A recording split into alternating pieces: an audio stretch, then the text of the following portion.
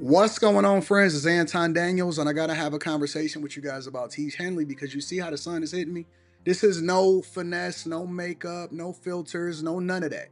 This is 100% Teach Henley. I use it in the morning as soon as I get up, right after I pray and brush my teeth, jump in the shower, and I'm hitting the streets because you never get a second chance to make a first impression. So even though they're giving you 40% off your first order, 20% off for life, even though you may get a free gift, forget all that, right? Because we would do this even if it was full price because it's worth that much. I'm in the streets, I'm kicking it with people when I see Dusties everywhere.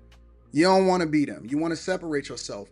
And the way that you separate yourself is self care. Ladies get it for the fellas. Fellas don't wait for the ladies to get it for you. I'm about to hit the streets right now and I'm feeling confident. I'm feeling great. I mean, I already got confidence, but to have that extra boost of confidence, knowing that you've taken care of yourself and you set yourself apart from all of the rest of the sheep that's walking around making bad decisions on a daily basis. And it's reflected in their actions. It's reflected in the products that they use. It's reflected in the people that they follow. And so if you're trying to level up, if you're trying to make sure that you look good, they're going to send you the pack. They're going to give you all of the instructions on how you're supposed to use it. Then make sure you get your Teach Henley. Again, 40% off your first order, 20% off for life. Get your free gift. Make sure you tap in with your boy Anton Daniels because Unc is never going to lead you wrong. I would never have you use a product that I don't use myself. Again, they've been rocking with me for a long time. Make sure you get your Teach Henley. I love you. I appreciate you. I'm going to holler at you guys later.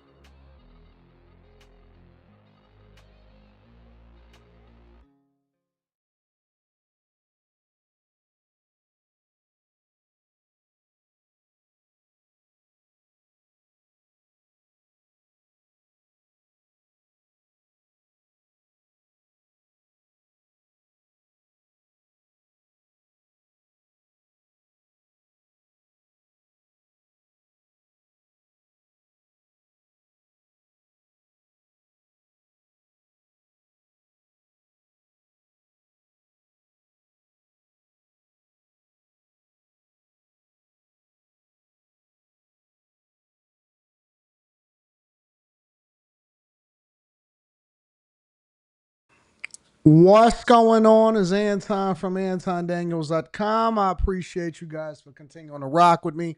Thank you for tuning in for another edition of the Millionaire Morning Show. I am your host, Anton Daniels. What up, what up, what up, what up? What's going on, friends and family, ladies and gentlemen? It is Tuesday, August 26, 2025, year of our Lord. Man, we getting there, ain't we? Almost in the fourth quarter. We almost in the fourth quarter. What's going on, friends? What's happening, family? How are y'all feeling this morning?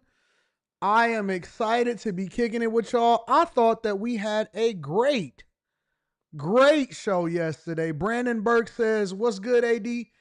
Day 2, watermelon fast, crash out, incoming. And you know what? That's a fact, because I'm a business. Can I be honest with y'all for a second?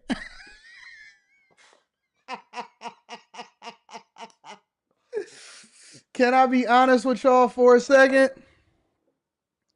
All right. I'm gonna make some excuses, and then I'm gonna give some explanations, and then we gonna start from scratch. All right, let's start from the beginning. All right, or let's start from the end. So this is gonna be day 1 of the watermelon fast.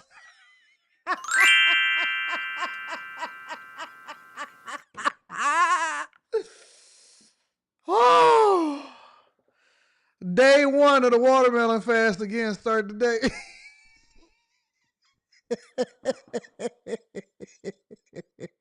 look, look, y'all, listen.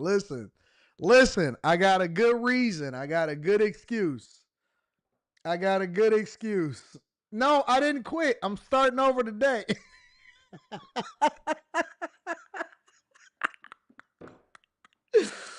Oh my God. Let me tell you. Wait, don't judge me yet. Judge me after my excuses. Don't judge me prior to, okay?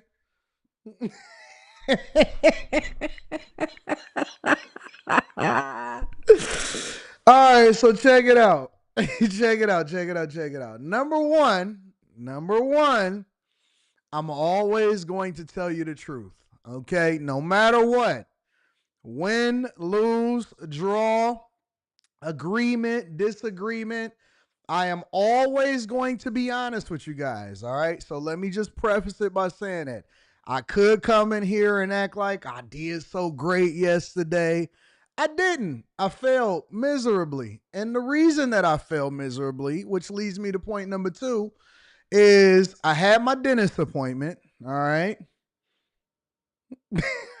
Leah, give me a second. Y'all not all right. So skip it. I quit then. I don't want to talk. I don't want to talk then. I'm not gonna share what my thoughts are if y'all gonna prejudge me. If you're not gonna let me at least tell you what happened, and then you hold me accountable, then I quit. I don't want to participate. I quit. I'm a sore loser. I quit.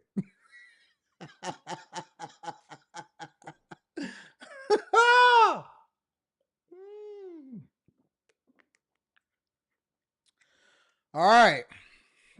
So I went to my dentist appointment yesterday. If you're in a good mood, I know you're not on a watermelon fast. Facts. Facts. That's a fact. All right. So here's it. Here's what it is. Before I went to my dentist appointment yesterday, I got friends and I have people that always want to see me happy. And so they always trying to do stuff for me.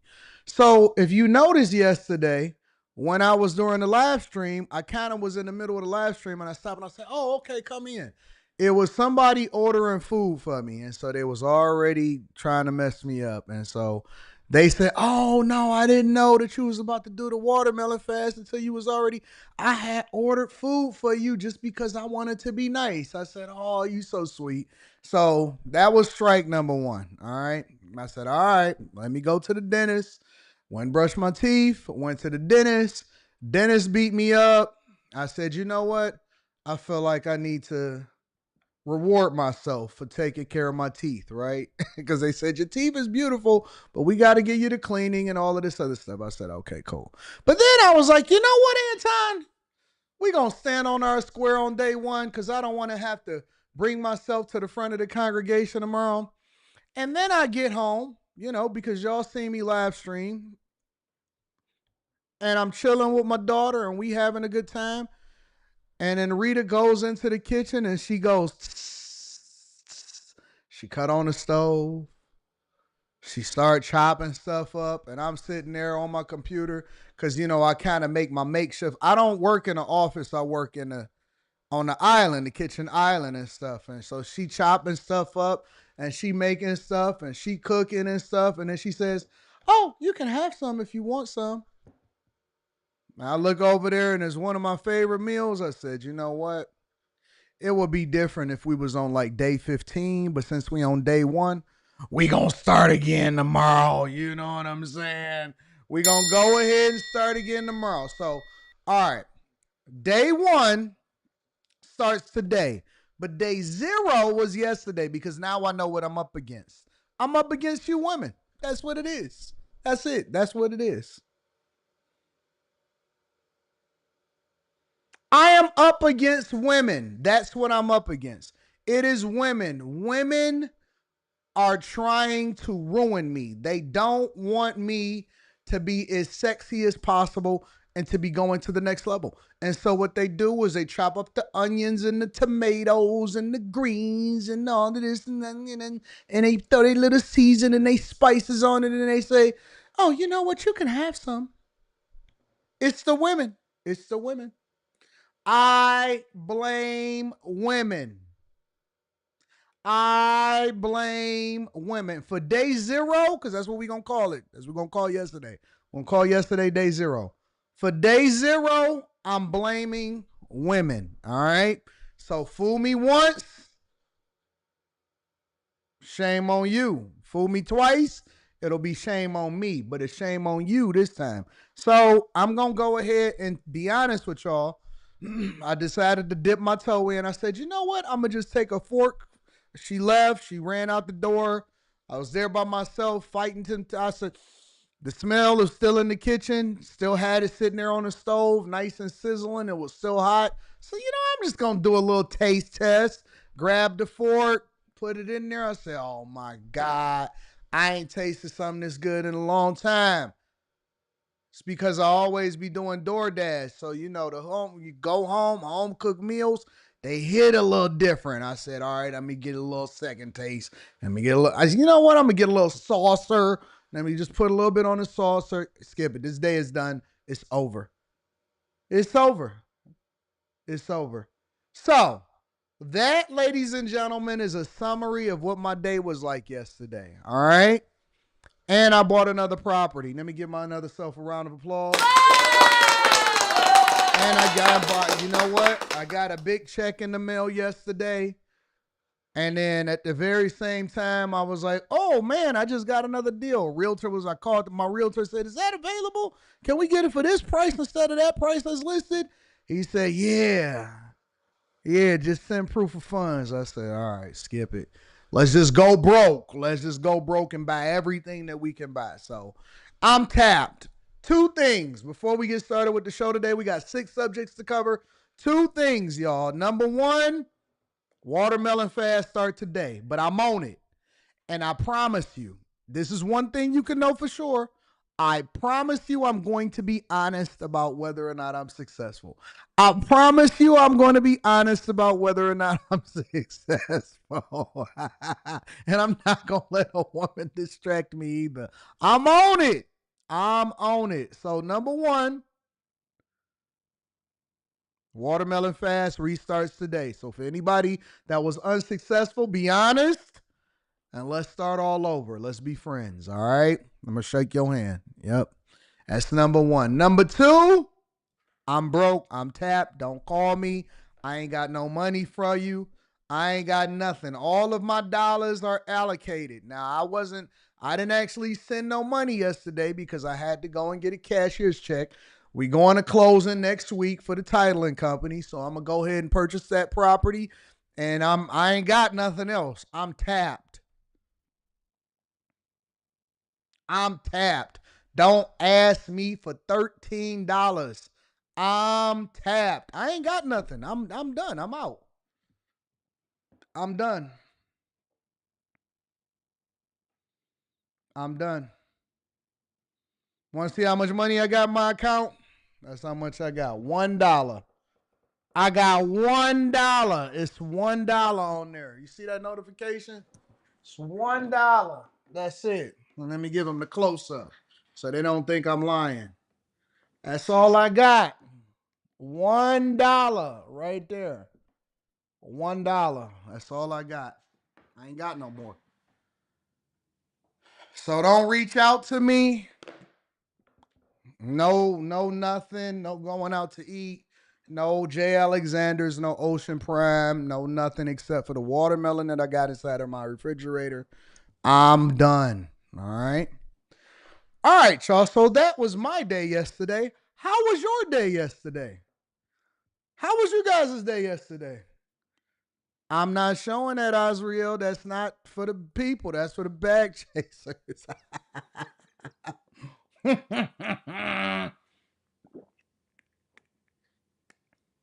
I've been holding tight to that dollar. You never know what you're going to need it for. You never know what you're going to need it for. I've been holding tight to that dollar. You never know what you're going to need it for. Woo! Bro, my spending summary is crazy for this month, bro. I ain't had a month like this in a long time. Hurt to see it. It hurt to see it. Hurt to see it. It hurt to see it. I can't do it. I can't do it. I ain't got it no more. I'm done. Don't ask me for don't ask me for nothing, bro. But the one thing that I can say is that I do not have any debt. All right? I don't have any debt. That is one thing that I can tell you guys is that I don't have any debt. And Trying to figure it out, big dog. I'm trying to figure it out. I don't have no debt, but we're going to figure it out, though. We're going to figure it out. It's crazy, but I ain't got no debt, though. And everything that we own outright. So even with my $1 in my account, I don't have no debt. So I'm good. Life is good. Life is good. Long as we in the positive. Remember that. Listen, no matter what is happening, either you going to be making progress, it's forward progress, all right? It's two things that you want to focus on, depending on where you at in your life. Because some of you just got on your journey. Some of y'all just joined the Bag Chasers. We got the live stream tonight that's going to be popping up. So let me help you to understand something. Every month, when you do an assessment of what you've done and how successful you've been, remember this. If you are making incremental progress going forward, no steps backward. As long as you are making some progress, whether you investing in your accounts, paying down debt, whatever. All right, that's number one. And number two, as long as you in the positive, you win. You don't have to necessarily have a Ferrari. You ain't got to have a Bugatti. You ain't necessarily got to have a 2025, 2026 car.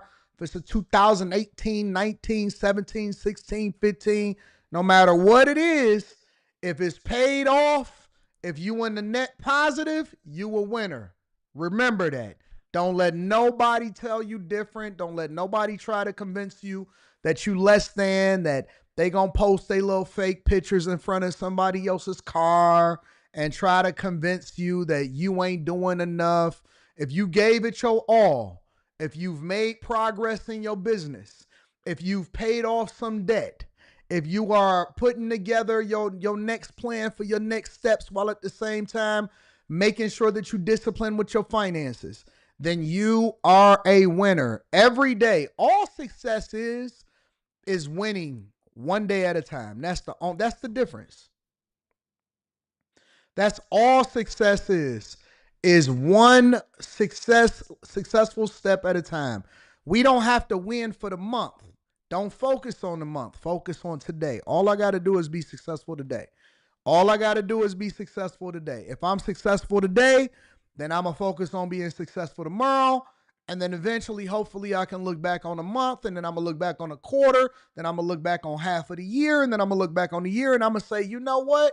This was a great year because we took 0 steps backwards and we took 365 steps forward. All right? Every single day is one step forward. That's it. That's it. All right? That's it. It's that easy. All you got to do is win today. Ain't none of that. Ain't nothing else to it. Okay? Chris, I see you starting to get a little bit more active in the chat. I'm going to need you to pull that back a little bit. All right? Not too many friends. We don't need too many people trying to reach out. All right?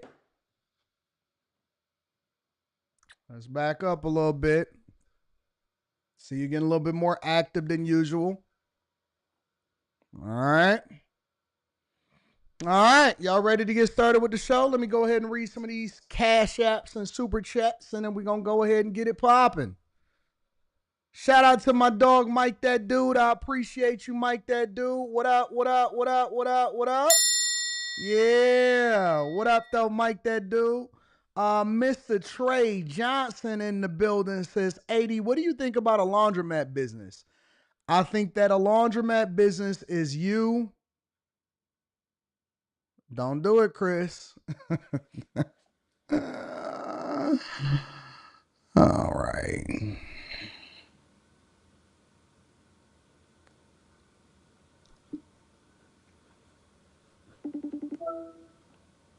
Hello?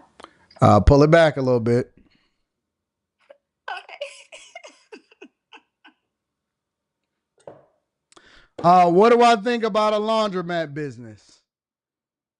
I think you're creating a job for yourself. I do. I think it's a lot of capital investment that comes to that.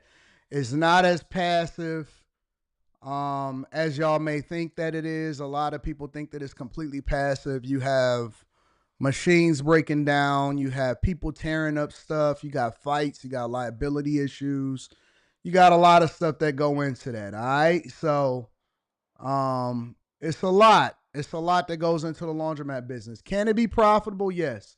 Is it just going to be passive where you're sitting on the beach? No, you're not going to be passive sitting on the beach. It's a reason why somebody is selling a laundromat business to you. Manny Plays PC says, it's all right, Anton. I walked into McDonald's yesterday or today and found out they don't sell watermelon, so I walked out with a McDouble. Yeah. All right. We going to focus today, though, man. We focus today. We on it. Gerald says, what, AD? I'm just joining the Bag Chasers. What up, Gerald? So that means that you're ready to live stream tonight, huh? All right. So you're ready to not live stream tonight. I see you. All right, Gerald. Carrington Love Jr. says, great job, AD. I bought 3 properties at the tax auction in Moore County, North Carolina yesterday. The good thing about North Carolina auction is no one else has money. You better get, so you saying I need to go and hunt over in North Carolina? I've been so focused on what's happening in Michigan, I don't know what to do with myself. We actually been seeing, oh my God. What up, K Cooper in the building? I appreciate you. DJ Ace Production says success relies on the individual, the DOC, the formula. One of my favorite lyrics. Yeah, I like the formula. Nobody do it better than the DOC. You know what I'm saying? All right. Y'all ready to continue to get on with the show? Welcome to all of the new Bag Chasers, says K Cooper. Yeah. If you don't have any debt, you won. That's what we going to focus on, all right? That's what we're going to focus on. All right, y'all ready to get started with the show? Again, make sure I hit a like for the algorithm. We got after hours tonight. My girl Molly going to be on there. Carrie going to be on there. Kim going to be on there. You know what I'm saying? Slammy going to be on there. Got my dog Quentin. Q Diddy is going to be on there. It's going to be dope. It's going to be dope. All right, y'all. We got 6 subjects that we need to get through. I think my dog Charleston is flying in today. I got to check that out. We're going to be recording tomorrow, so that's going to be fun. I'm going to talk about the flag. Yes, I am. I'm going to talk about J.B. Pritzker's speech. We're going to go over that, about him begging for Trump not to come to Chicago. A lot more crime is happening out in the streets. They had a drug bust, the biggest federal drug bust in history. And I also want to talk about car notes when we get to the money. I want to talk about people are now starting to take on 7-year loans instead of 6-year loans. They extending it to 7-year loans. I did see the woman that poured sulfuric acid on her husband. I did. I was going to do a review video to that, but I didn't get to it. So I might have to get to that this week or today. Brothers Keeper says, I looked up surplus for my city. No, the city of San Antonio is facing a projected budget deficit, not a surplus, for fiscal year 2026. The city faces a projected general fund deficit of $21 million. I told you, Detroit is on top of things. We managing the hell out of our budget. I told you, Brothers Keeper. See, now y'all want to, and that was the whole point, is because I want you to get involved and what's happening in your city and your state finances. I want you to understand where they're allocating the majority of y'all money. All of it is public information, and people don't want to participate in what's happening in their city. All of it is public information. You can literally go on the internet. You don't even have to call anybody. You don't have to do a Request Public Information Act. You can go online and find out exactly what the projected surplus or deficit is in your city, and you can see what's happening. All right. I need y'all to look in y'all city and find out. Part 2 tonight. Jay Reed. Stock Club. All right, y'all. Let's get started. Again, I love y'all. I appreciate y'all. I think y'all are the greatest audience on earth. The first thing that I want to talk about is this drug bust. The largest ever Coast Guard drug offload 76,000 pounds held at the Port Everglades. They say it's like something close to $500 million. Somebody about to get knocked off. Let's get into it, y'all. A record amount of cocaine is now off the high seas this afternoon. $473 million worth we're talking here. The U.S. Coast Guard joined other federal agencies in hauling pallets. You could see here from overhead from Chopper 6, we could see the span of this big bus. This is at Port Everglades, and that was this morning. NBC6's Julia Bagg takes us aboard the Coast Guard cutter Hamilton to tell us more. This is a historic moment for the U.S. Coast Guard when it comes to offloading illicit drugs. Pallet by pallet, members of the U.S. Coast Guard unloaded packages of cocaine and marijuana with the help of a crane. Today, we are witness to the largest drug offload in Coast Guard history. A total of 76,140 pounds of illegal narcotics. These men and women put themselves in harm's way time and again to stop the bad guys, apprehend the smugglers, and seize the drugs. This is grueling and dangerous work, and I am extremely proud of them. The seizures include more than 61,000 pounds of cocaine and more than 15,000 pounds of marijuana, captured from the Eastern Pacific to the Caribbean, all in roughly the last 2 months. Knowing that we're part of a team keeping the United States safe, keeping these drugs out of people's hands, stopping these organizations from moving them across our borders, it is worth it. Federal agents say the drugs often come from foreign terrorist organizations. These wrapped bundles will now be used in prosecution cases. So, Chase the Alpha, you are 100% correct. And so this is going to cause a ripple effect. All right. I think it's the fact that the Maduros, that he got a 50 million bounty on his head, so they not letting drugs get through. Because come on, listen, let's be very, very clear. Let's be very, very clear. In order for these, American gangsters should have taught y'all this. In order for these type of drugs to be getting through, right? Because a lot of it is hidden for the sake of hiding, but a lot of it is not so hidden for the sake of the fact that most of the people that know what's coming in know what's coming in. You can't have drugs coming in on a pallet.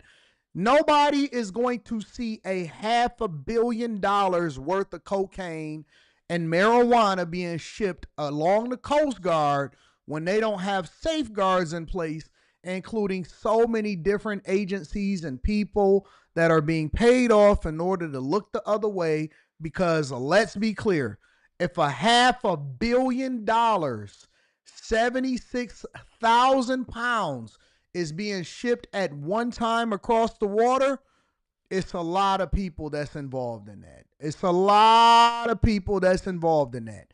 And so let's be clear, somebody pissed off somebody, and so it went left after that. And now this is what you see happening. And so what happens is, if it's on a pallet, that's not so secret. That's very much in your face. Matter of fact, a whole lot of people was involved. And I believe in a lot of instances, this goes up to the highest of the highest levels. 100% it goes up to the highest of the highest levels. When you see all of Miami, when you go down, when y'all fly down to Miami, I want y'all to understand something. Miami was built off of cocaine. Miami is not a great city planner, bunch of money. When you see people that be having these big yachts and all of this different stuff that's happening, that stuff is already in place, and that stuff is very much a part of not no underground drug lords. That junk is all laundering and money coming in, and you make a lot of money. So can we use you in order to launder some of this money? You get a huge cut of it. And so all you got to do is sit back and make sure that you report on your taxes accordingly and keep your books up to date. That's the truth. All right. When you got money, illicit money comes in, and that's why it's a much more diabolical to be involved and then connected with certain people, because you then get into this whole situation. Now, what you then see on top of that is that it's going to have a trickle effect, right? And so now that people overseas is not doing what they supposed to do, they ain't paying their portion, they ain't cutting the check the way they supposed to do, tariffs. Now Maduro got a $50 million bounty on his head, right? What you're going to see is back here in the States, when you start seeing people doing this, your stuff is weak, bro. It's a drought. What happens when there's a drought? Prices go up. The price of the brick grow up because it's much more harder to get stuff in here because whoever it is that got the connects, right? Whoever, what was my man's name is when Marlo took over the connect and he killed him? Proposition Joe.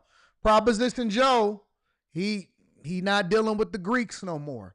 The Greeks want to go over with Marlo. Marlo got arrested. Somebody ain't paying their fair share. And now everything is going to go down. The price of the brick goes up, right? They start stepping on it a little bit more because they got to make it stretch. And they can't continue to run that into them towers because that good stuff ain't what it is. And so the cost is going to go up. What happened when the cost going to go up? That means that it's going to be war. People going to have to start trying to hold their territory down. The soldiers ain't getting paid the way that they supposed to. The streets is now going to be in chaos. The streets is going to be in chaos because $500 million worth of work got seized off of these pallets and they in the Port of Everglades and people can't do nothing about it. Somewhere along the lines, somebody messed up. And so next thing you know, Trump is going to get the credit for stopping the flow of drugs into the United States of America because they're going to say that the ports and the Coast Guard is doing a better job because Trump is in office. If you don't think that I believe that Biden and Clinton and Obama and what's his name, Bush's, both 1 and 2 and all of them, we back in.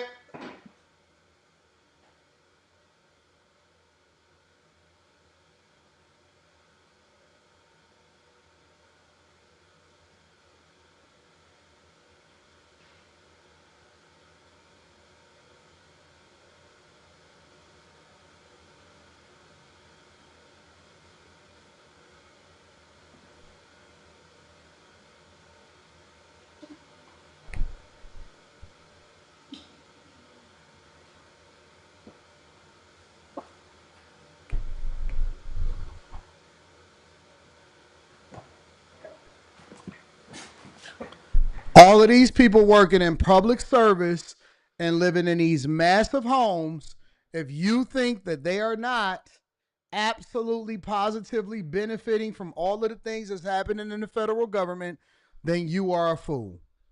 The 61,740 pounds of cocaine represent 23 million potentially lethal doses. That's enough to fatally overdose the entire population of the state of Florida. Once the offloading is finished, this crew and vessel will head home to South Carolina. At Port Everglades, Julia Bagg, NBC 6 News. Let me go over and pivot over to another report and see what they're talking about, if they got anything else different to say. The Coast Guard offloading the largest haul of illegal drugs in its history. Local 10 Syra Onware is live with the stunning video of the bust on the high seas. Syra. Nicole, it's always cool to be able to come out here to Port Everglades and give the Coast Guard the opportunity to show off their hard work. All of these interdictions, these drug seizures that they make to prevent these drugs from ever hitting our streets. Well, today was particularly remarkable just with the sheer amount of drugs they were able to seize. The Coast Guard sharing this video from summer interdictions that they say will lead to safer streets for South Floridians and potentially all Americans. It shows a Coast Guard crew in August interdicting a go-fast vessel suspected of drug smuggling approximately 40 miles southwest of Haiti. Sky 10 flying over Port Everglades Monday morning, where the Coast Guard cutter Hamilton made history. We are surging additional cutters, aircraft, and tactical law enforcement teams to the eastern Pacific Ocean to hunt down interdict, and board these suspected smugglers, all in support of Operation Pacific Viper. It was a good day for the good guys, the U.S. Coast Guard marking an historic milestone. Officials offloading more than 77,000 pounds of illegal narcotics at Port Everglades, the largest single drug offload in the Coast Guard's history. The massive haul seized earlier this summer by crews on board the U.S. Coast Guard cutter Hamilton. It includes more than 60 pounds of cocaine and nearly 16,000 pounds of marijuana. Many of the interdicted vessels we are talking about left Venezuela. Altogether, the Coast Guard reports the contraband is worth more than $473 million on the street. The Coast Guard reports the vessels are from organized crime gangs in Latin America like Tren de Aragua and Cartel de Solas. These drugs fuel and enable cartels and transnational criminal organizations, the very same groups that are pushing fentanyl and other deadly substances to our communities. So a good question is what happens to all of those drugs now? They are transported from here at the port to the hands of the DEA, the Drug Enforcement Administration, of course, with a lot of security and a lot of surveillance. It's got to be heads to roll for that. Somebody got to suffer. Somebody got to take an L. I don't know who got to suffer and who got to take an L. I'm pretty sure that none of us will ever know. But if you ever get $500 million in cocaine and marijuana seized, then they definitely gonna be taking an L. I don't know who, but it's somebody that's gonna have to roll. Heads is gonna roll on that one, and somebody gotta die. It just is what it is. That's not a mistake. I don't believe any of that stuff is happenstance.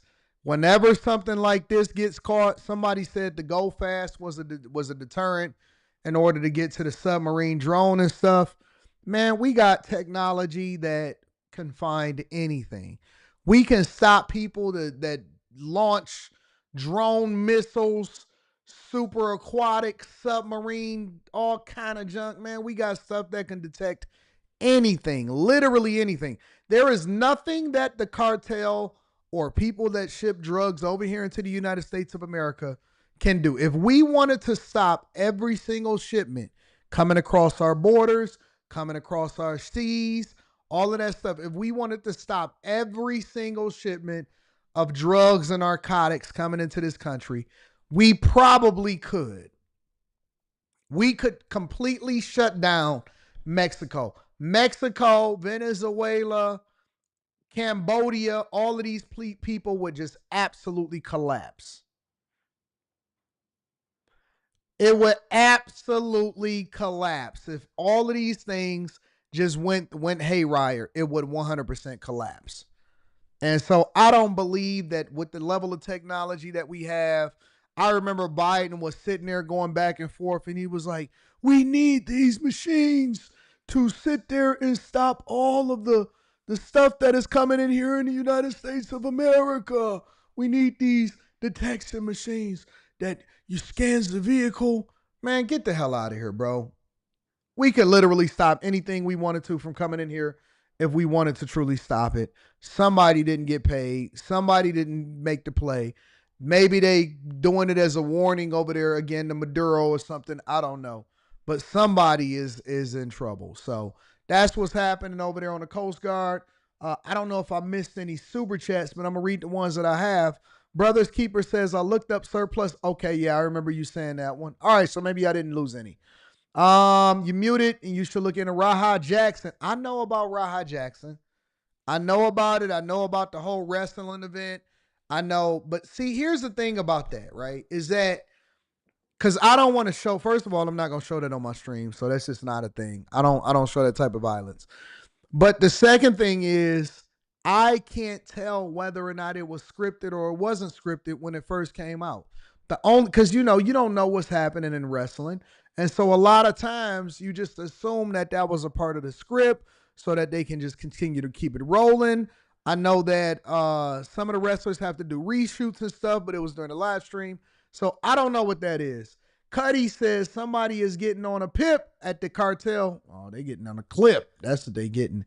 So I didn't know if it was real. I don't know if it was something that was fake. I still don't know. So I'm waiting for more information to come out, but I don't plan on showing it anyway, so it really doesn't matter at that point. Let's move on to the next subject. This next thing that I want to talk about is Chicago. So we are going to go to Chicago for JB Pritzker, but not just yet. Not just yet, all right? You know how I was telling y'all that the Mag Mile, the Magnificent Mile in Chicago, was close to about 50% or a little bit over 50% vacant? Well, one of the reasons why it's vacant is because there is no shortage of people that are willing to do things like this. A bold crew is caught on camera running out of the Nordstrom in River North with designer goods. Our Jermont Terry is always investigating, live off the Mag Mile, looking into the retail theft trend. Jermont.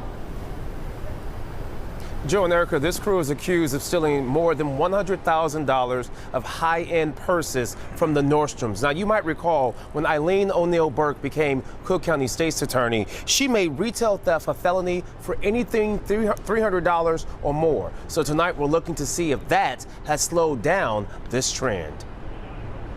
It's just before 7. People are clearly on the sidewalk, yet that didn't stop this crew. They're caught on camera jumping into vehicles right outside the Nordstroms off the Mag Mile. All right, these guys just robbed, I don't know, they robbed Nordstrom. In the viral video, people looked on recording the brazen act as this crew rushed out the store after ripping off dozens of designer purses. By the time Chicago police responded, I feel like real Chicago.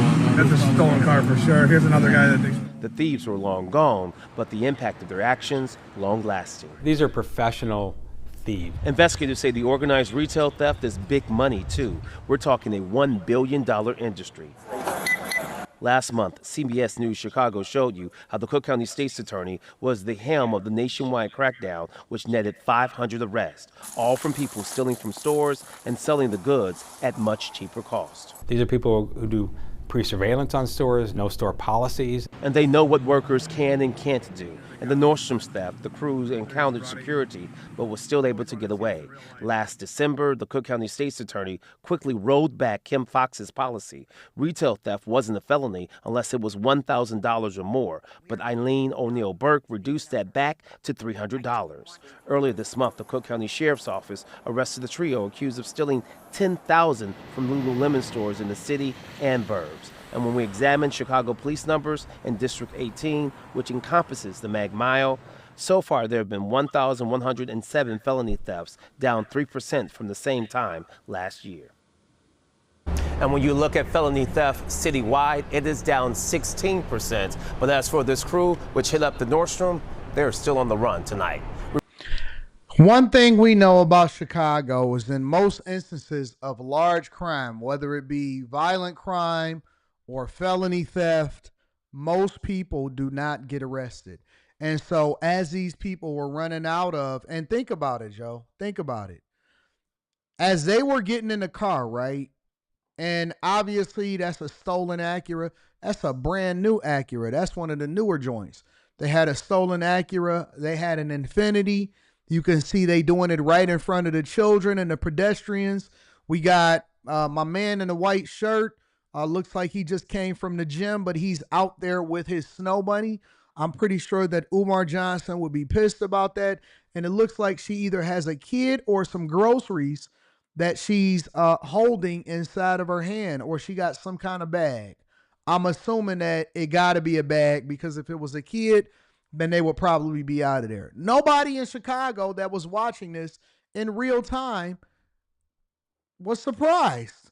Everybody was just looking at them and just watching them and just relaxing.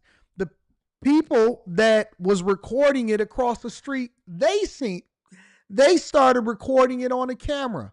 We probably would have never even known about it had it not been for actual real people that was on the street that was able to easily look over and spot them doing whatever it is that they did. So they walked in, because shoot, you better off robbing the Nordstroms or going over to Macy's or whatever, Dillard's, take your pick, right?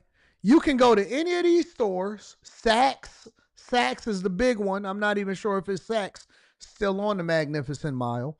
You can go to any of these people, right? And so they can go right there, over to Chicago, Magnificent Mile. The Magnificent Mile is supposed to be one of the premier shopping destinations in the Midwest, not just in Chicago, but in the Midwest. You want to go and get some luxury goods? I went there a long time ago. It was way busier in the summertime than it is right now. If you wanted to go luxury shopping in the Midwest, then you probably wanted to go over to Chicago. If you wanted to go on the East Coast, you went to New York. If you wanted to go to the West Coast, you went to Rodeo Drive, right? And it's not necessarily supposed to be a tourist destination on Rodeo Drive. That's just where people go a lot of times to go luxury shopping, right? If you wanted to go down south, you probably went either to Miami or you went to Atlanta. Or you can go down to Houston, right? Or you can go to Vegas on the West Coast. You got some spots in D.C. that you were able to used to go to, and they still there. You know, I went a little shopping over in D.C. They had the secret room at the top. They said you can come up here and look at Pharrell's secret collection. They took me up there. I got a few pieces from over there. It was dope. And so there are certain places in the United States of America where if you are in a certain region, sometimes people in Detroit used to drive 4 hours to go hang out and do some shopping on the Magnificent Mile. Once upon a time, way before COVID, they would shoot over to Chicago, Milwaukee, come down to Chicago, Indianapolis. They go up to Chicago if they wanted the real luxury items. This was, before online shopping even became a thing. You go as far as Pittsburgh, right? Cleveland. They would head over to Chicago. Chicago has now become a second tier, third tier city because people and their police officers and their politicians has let it go down so far. What is the number one thing that you need in order to make a city great? Public safety. Public safety. If you don't have public safety, if the people don't feel safe shopping, if the stores are experiencing millions of dollars of losses, you are going to have an exodus of both the stores, the shoppers, and erosion also of your reputation as a city where it's a destination place for people to come and open up whatever it is that they open up. How do I know this? I'm giving you the blueprint of what I've seen happen to our city. Detroit used to be the premier city in the Midwest, even above Chicago, when the industrialization of cars, auto manufacturing, and we had over 50,000 people a month moving up to the city. If you go and take the train station tour, I've taken it.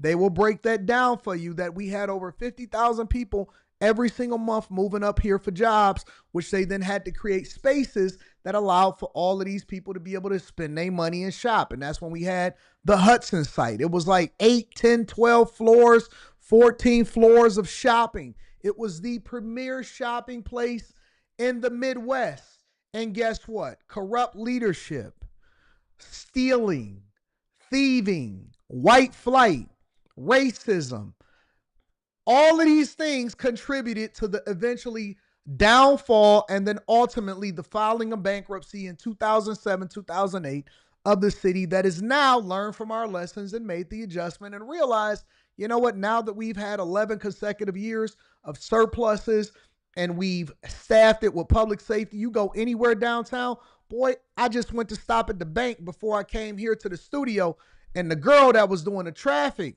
she had on a police uniform. She said, I said, what's going on, Miss Mary? Miss Mary, what's happening? Anton, you're going to have to wait for a little bit longer because I got a pedestrian that's coming by and we're not playing any games. It ain't nothing but cones and barrels.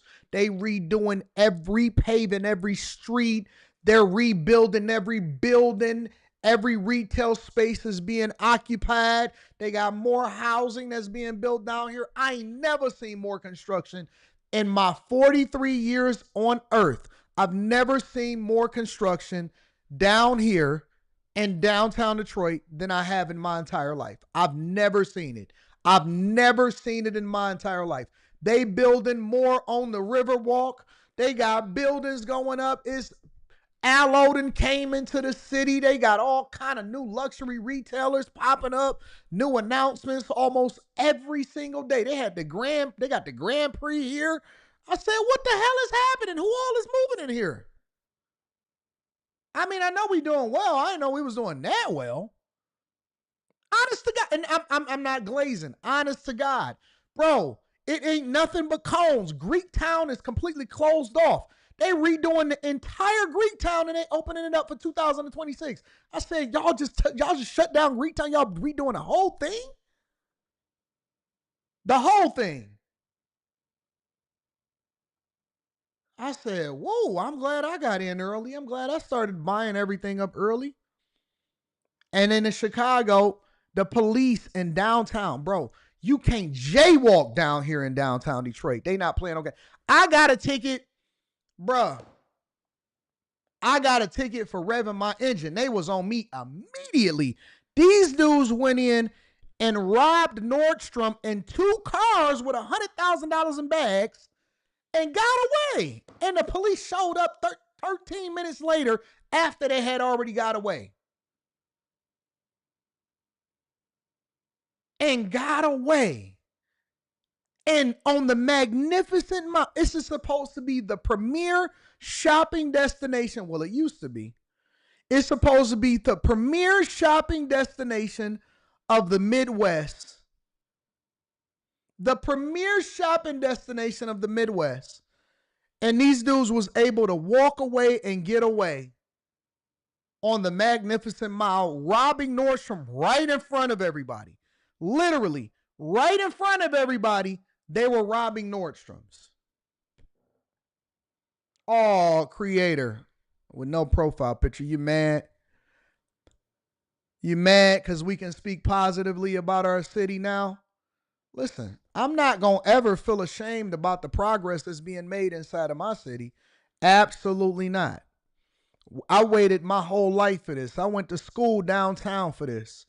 I went to high school down here in downtown, watched it deteriorate, watched it slowly come back, and now that it's got momentum, they want me to be quiet about the good, even though I was over there identifying the bad. Nobody had anything to say. Nobody told me to stop talking when I was identifying the bad years ago, when I was showing all of the abandoned buildings, and now that there are 0 abandoned buildings and skyscrapers going up everywhere, people want me to be quiet.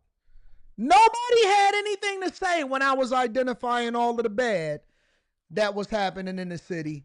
And I was detailing the transformation and how it was very difficult to live through it. Yet I wanted to stay here because I didn't want to abandon my city. But now they want me to be quiet when I identify the good. They don't want me to have the same energy. That's niggas for you. That's niggas for you. They don't feel like it's worthy of them living there unless it's in squalor. They don't feel like it's theirs, something that they can call their own, unless it's gangsters and dope dealers and fentanyl dealers pushing product over to the community. We don't feel like it's ours, or we don't feel like we belong when something good comes. It's always got to be, oh, white people must be moving in. Niggas. When it was needles and dope fiends everywhere, everything was cool and we was happy. When you finally get some cleanliness and godliness and people are able to go and walk around with their yoga mats, then everything is a problem all of a sudden.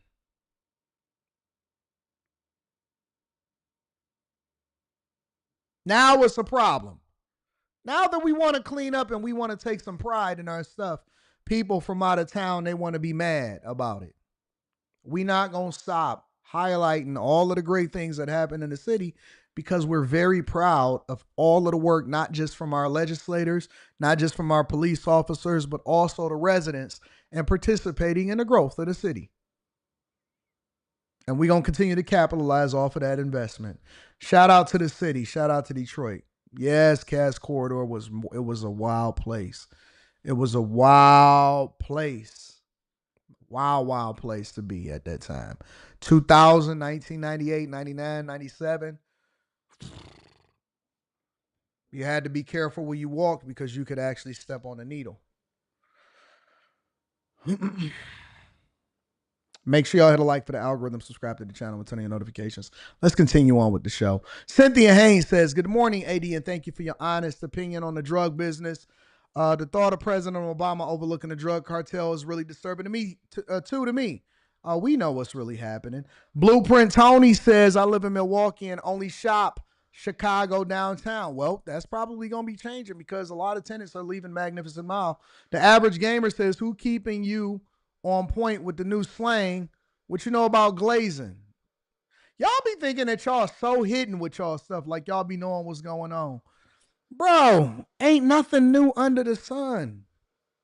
All you got to do is be outside and you're going to know everything that's going on. All you got to do is be outside and you're going to know everything that's going on. Everything that's going on. Everything. Everything.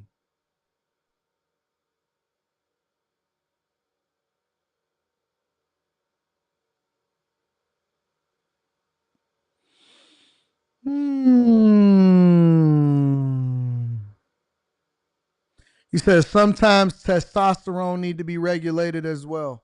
I don't think a lot of these people got testosterone. I think they all got hormone, feminine energy.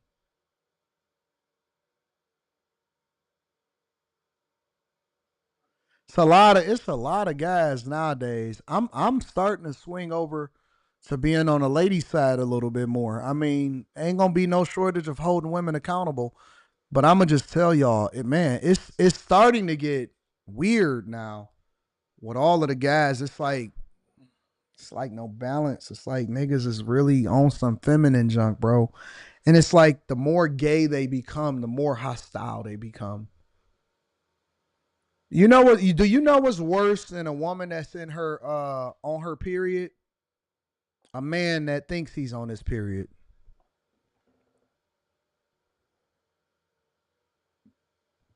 Do you know what's worse than a woman that's on her period? Because we know that, you know, when a woman is on her period, sometimes she can't regulate her emotions. Is a man that think he on his period. It's some real feminine men, bro. They are on rage mode. I don't know what's wrong with these niggas. Can't take losing in the video game no more. Can't take rejection from a woman. Now they want to call her out of her name. Niggas is on rage mode. They don't even like pussy no more. They only want to be around dick. Like, dog, you all right, bro?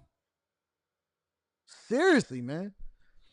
Bro, it's a lot of dudes that's just, man, I'm not even, you know what's so weird?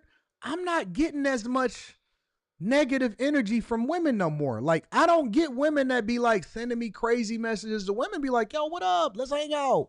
You know, whatever. Or, no, I don't like what it is that you said. I'm not really rocking with it or whatever. And they just be on some chill shit. Guys, man.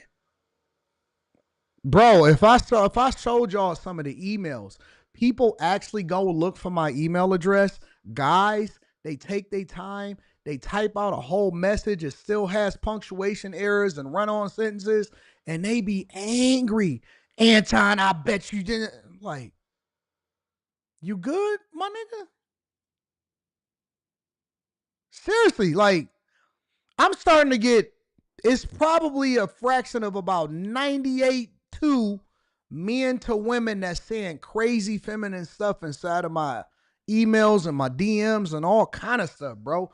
When you see people that come in here, like whether we on After Hours or whether we on the Millionaire Morning Show, it's not women that's coming in here crashing out, it's men. No. Seriously, that's the honest to God truth. I'm being for real. I'm starting to get concerned for y'all. It's not women that's crashing out when they come in here. It's always the guy. He got an anime character as his profile picture, or he don't have no profile picture at all, or he's trying to get my attention. Anton, debate me. And it's like, you good, fam? I see zero women that come in here and say crazy stuff to me. It's only guys. It's only men. Now, I'm one of the biggest advocates for you sucker ass. Let me be quiet. I'm one of the biggest advocates for you, but it's always them. Trump is your daddy. Trump is your daddy. Trump is your daddy. It's like, you good? You good, dog? Is everything cool?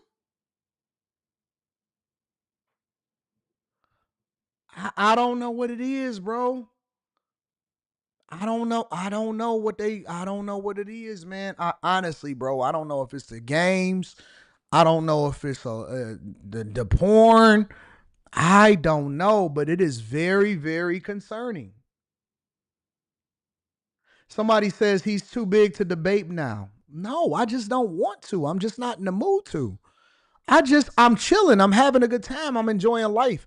I got to be in a certain mental space to want to debate. It's almost like I feel like I'm mentally on vacation and I've gotten into such a groove with creating and entertaining and having a good time with the people that I just don't feel like it. It ain't that I'm too big to. I'm just not interested.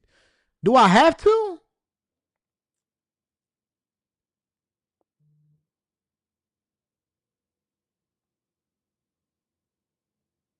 And you know what the worst part about it is? It's like they get angrier when you don't pay attention to them. Like if I don't say nothing and if I just completely ignore you and I keep letting you type and I don't even ban you and the rest of the chat ignores you and the rest of the chat ain't paying no attention to you either, it's like they get more crazy. Like, I feel like a woman that's walking down the street that turned down a dude and he's saying, fuck you, bitch. Real talk. I feel like a woman that's walking down the street and turning down a guy and he's saying, you ain't that shit anyway. Fuck you, bitch. And it's like, well, if I turn around and look at that nigga in the chat, he gonna get more crazy. So I'm just gonna act like he don't exist.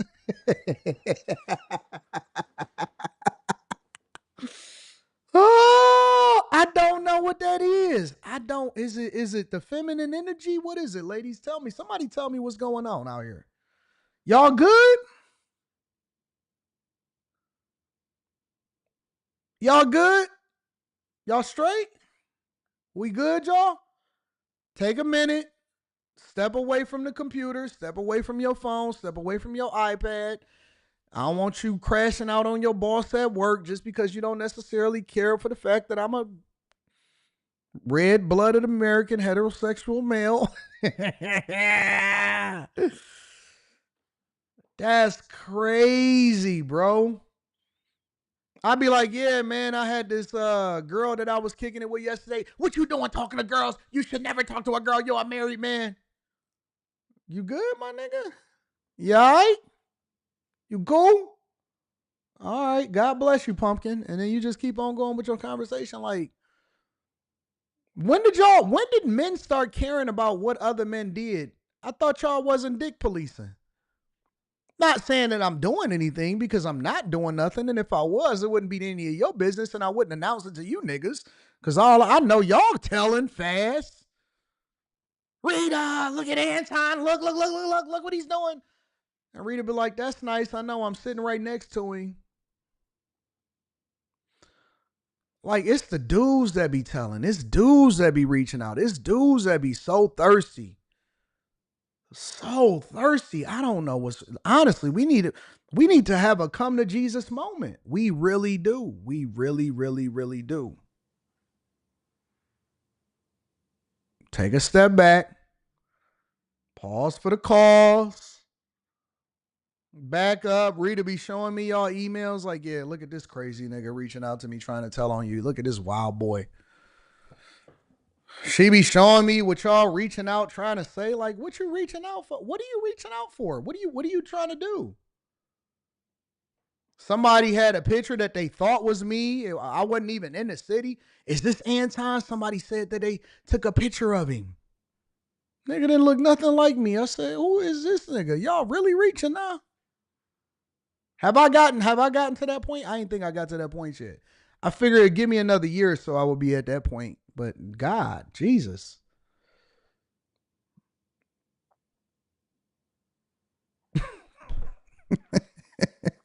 Calm down, little nigga. Anyways, let's continue on with the show. Y'all gotta let that feminine energy go, bro. Let it go. P. Shank says, "Good morning, Mr. Anton Daniels on the Millionaire Morning Show." What up, P. Shank? Dewan Blair says, "You think with all crime that's been going on in Detroit, they'll bring a National Guard here?" No, because all of it is isolated. Like the dude that shot his girl and Henry Ford, I don't think that they had nothing. That was a crime of passion. That's his baby mama. You know what I'm saying? Carrington Love Jr., and we get more visibility because we got more clout now. Says, "I've been on the ladies' side, Anton, still holding them accountable for bad traits, but in the black community is so many corporate, feminine, thick black women that it's only 20% high-level men. Gay as F. But that's just more for you. If it ain't none available, then that means that it's more pickings for you, bro." Boss Man says, "Hi, AD, gift in the mail. Sorry for the delay. ETA is Friday." Shout out to you, Boss Man. I'll check it out. Josh McLean says, "What up to the Chasers? Paid off all of my federal student loans last week." Let me give you a round of applause. 35K to the head. Private loans up next. Then it's all money in. Keep it up. Run it up, bro. Run it up. Shout out to Josh. Congratulations to the Chasers. Jesse V says, "Oh, I see Trump as your daddy is the new trend." Yeah, that's the new trend. That's the new trend. Like it's going to hurt me. Service USA says, "Get these likes up." 392Q says, "That's some single mother raised men, AD, taking up her jealousy traits and applying it to you." I don't know what's wrong with them. They scare me though, 392. Scare me like a mug. But we going to continue on with the show. Make sure y'all hit a like for the algorithm, subscribe to the channel, and turn on your notifications. Now, before we get over to Chicago, because I believe, no. We're going to go over to the flag burning, and then we go into Chicago after that. We got to talk about this really quickly because based off of what is happening in D.C., they are cracking down on crime, right? But it's people, and they're going to give it to you from the perspective of people that don't even feel compelled to not talk because they know that it's not going to be something that's even said against them. Criminals are not scared. They're not scared. Let me see if I can switch. The streets here of Washington, D.C. We had a one-on-one with the director of the U.S. Marshal Service who tells me his job here in the capital city is far from over. Is it surprising to you that all this crime is happening just steps away from our nation's capital? Yeah, it was very surprising, and that's the reason why President Trump has declared this public safety emergency. You know, this is the capital of a nation, right? Of the best nation in the world, the strongest nation in the world, the freest nation in the world. Yet we can't walk the streets without getting mugged, raped, and robbed. You know, and that should not be that way. So according to the feds, nearly 100 people were arrested just last night. They had teams out all over the place from federal, state, and local partners. Our cameras were rolling as we spent hours out there in different parts of the city. We were in high crime areas right out. Let me ask y'all a question really quickly. Let me ask y'all a question.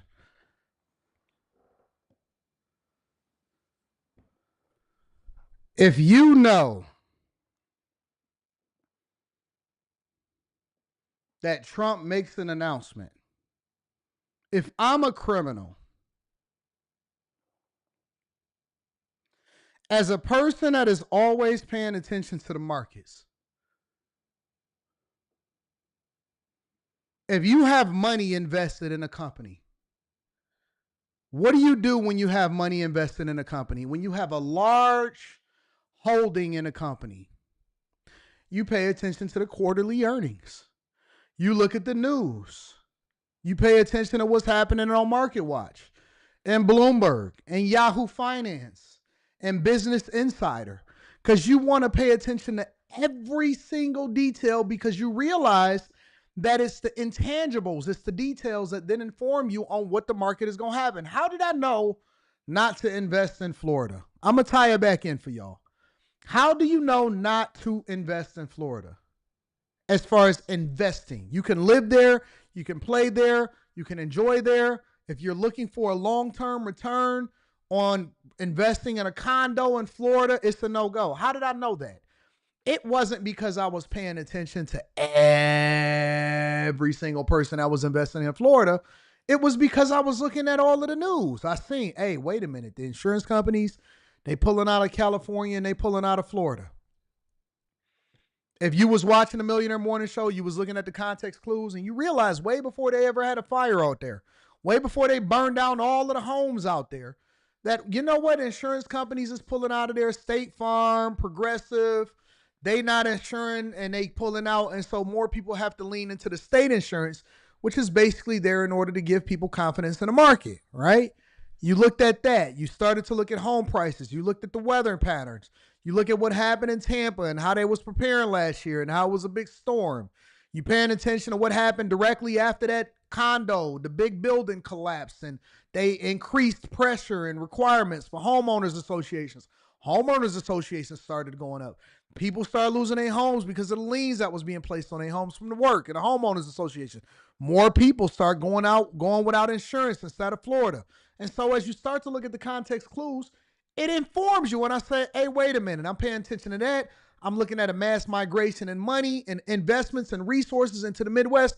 Hey, y'all, this is where the money is at. This is where we need to invest. And let me tell you why. I'm looking at the market. So then you start to deep dive into the data. You start to look at where all of the movement and the migration and the money is going and all of this stuff. You start looking at the city finances and seeing whether or not it's a surplus and what the surrounding cities and the suburbs around it is going. And so all of these research and data points, because I'm informed and, you know, I tell y'all and I teach y'all a lot of stuff and I show y'all a lot of things on the Patreon, that informs me on how I'm supposed to move and how I need to prepare myself considering the circumstances. Now, let's bring this back to a human level. Let's bring this back to a criminal level.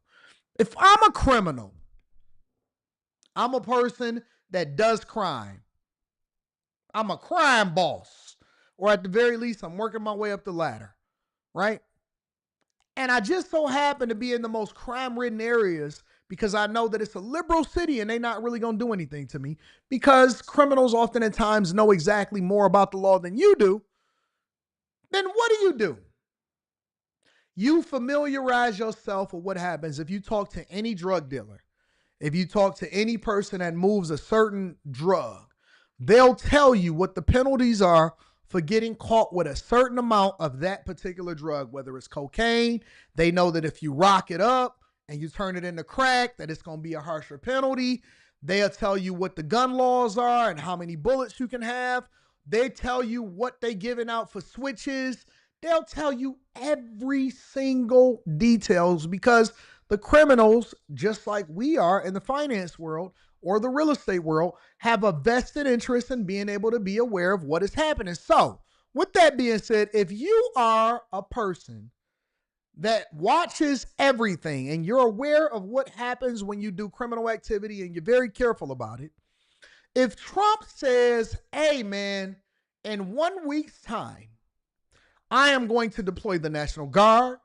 We're going to unleash the full force of the FBI and the ATF and the Homeland Security, HSI, and ICE and immigration, and we're going to do a check stops, and we're going to clean this up, and we're removing all of the homelessness, and we got to make D.C. safe again, and we got major announcements. It would behoove you to stop doing crime in D.C.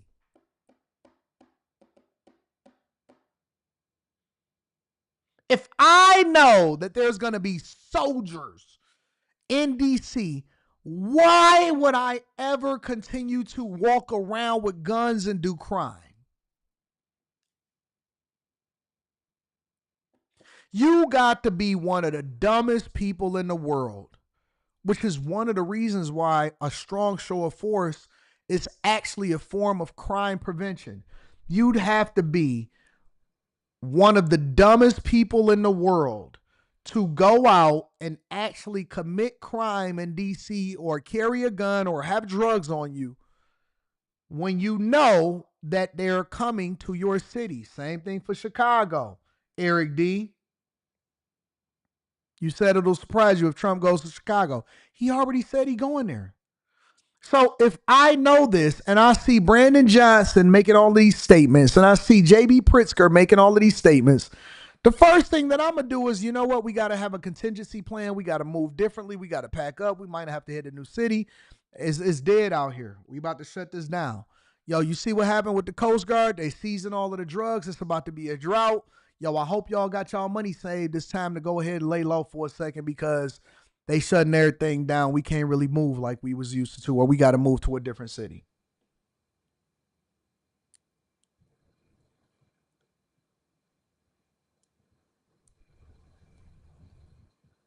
Why would you continue to commit crimes in these areas? Why are there black men still getting arrested by the U.S. Park Police in Washington? Why are y'all walking around with white t-shirts on, spiky hair, smelling like trees, and getting arrested? How is this a thing? How is this possible? You got to be the dumbest person in the world to still be out here committing crimes knowing that Trump is shutting everything down.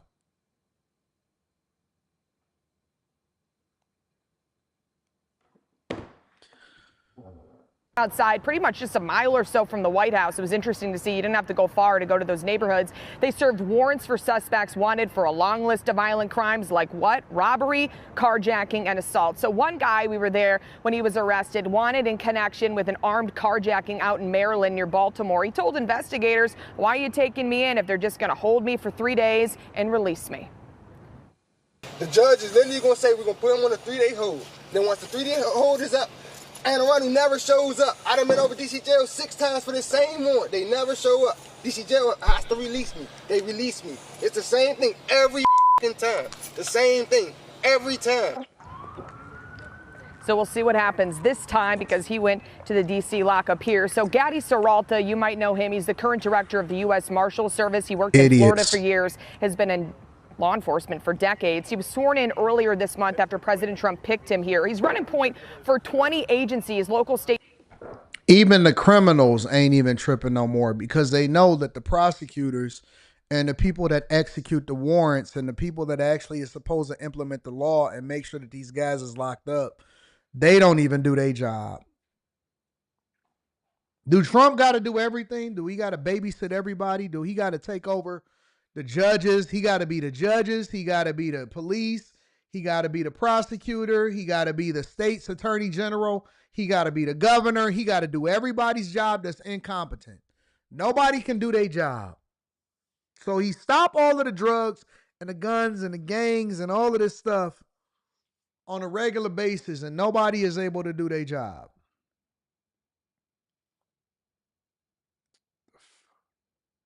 Nobody can do their job. He basically got to be the Avengers. Nobody can do their job in the government and local government. Nobody can do their job. Y'all can't even prosecute once they catch the criminals. He got to go and implement no cash bail. He got to save you from yourself. He got to get the crime. He got to leverage every single piece of government in the face of America in order to try to catch y'all, and then they get released right back onto the streets. The criminals ain't even tripping. Listen to what he's saying. He ain't tripping. He don't even care about talking on camera. Me in if they're just going to hold me for 3 days and release me. The judge is literally going to say we're going to put him on a 3-day hold. Then once the 3-day hold is up, and around who never shows up. I done been over DC jail 6 times for the same warrant. They never show up. DC jail has to release me. They release me. It's the same thing every time. The same thing every time. So we'll see what happens this time because he went to the D.C. lockup here. So Gaddy Serralta, you might know him. He's the current director of the U.S. Marshal Service. He worked in Florida for years, has been in law enforcement for decades. He was sworn in earlier this month after President Trump picked him here. He's running point for 20 agencies, local, state, and federal, for this President Trump's Making D.C. Safe and Beautiful task force. In less than a month, the new initiative to fight crime has led to more than 1,000 arrests and counting. Dozens of people arrested were here in the country illegally, according to the feds, including members of Tren de Aragua. Back at your live as you continue to talk about President Trump's crackdown on crime, not just here in Washington, D.C., but New York, L.A., Chicago, you name it. We asked the marshals, do you think this will work in Chicago? Would it work in those other areas? They think that it would because they have a great federal partnership here. And you should see how many resources they bring in. So they really help the local police, from what I saw, kind of have the ability to. Dog, this is crazy. This is insane. So everybody got to get on their job for everything to work. You can't have one broken and then everything else continuing to work successfully. Make sure you hit a like for the algorithm, subscribe to the channel, and turn on your notifications. This Ingram, man, Fox News is hitting me up every single day.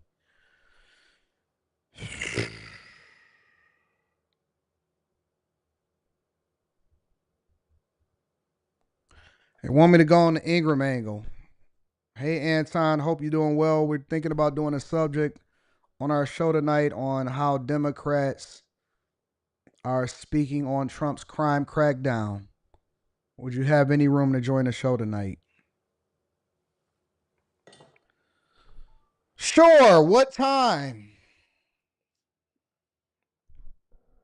They hit me up every single day, it seemed like. No, I wouldn't say every day. Maybe every other day they hit me up. I've been busy. I don't know what's been wrong. I've been super, super busy. So, yep, we'll see. I'll keep y'all updated on what's going on. I'm planning on having a Patreon live stream tonight, so we'll see what happens. Anyways, let me read some of these super chats, and then we'll go from there. Good morning, AD. Do you listen to Primo Rice? No. Who is Primo Rice? I don't know who it is, so you got to familiarize me. Who is Primo Rice? Lawrence Fishburne's daughter is an adult film star, and he said he watches her film. Thoughts?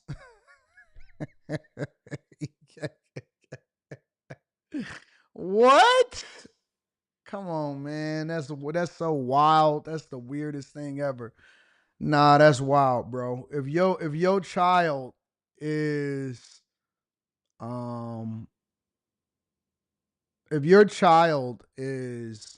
an adult film star, you got to go ahead and abandon them. What's going on, Carrie? You got to go ahead. You got to distance yourself from them. 100%. You can't support foolishness. You can't sign up to support foolishness. You got to walk away from that. No, I'm not watching you film. That's crazy. Watch your daughter get bust down. That sounds crazy, bro. Anyways, let me see what else is happening in these streets. Oh, let's go into this whole flag situation. Let's talk about the flag burning. So yesterday, Trump actually announced that anybody that's burning a flag, he's signing an executive order that basically holds you accountable. You get arrested. Hopefully you get prosecuted. You got to do at least a year in jail. And so that's what he's chasing down. And then right after that, protesters said that they want to go ahead and test Trump's gangster. So this is what they...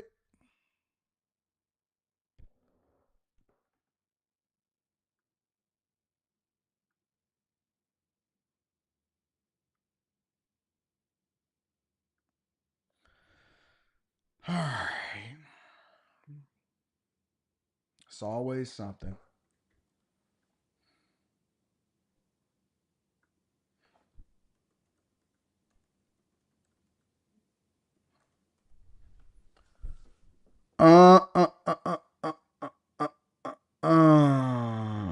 Somebody...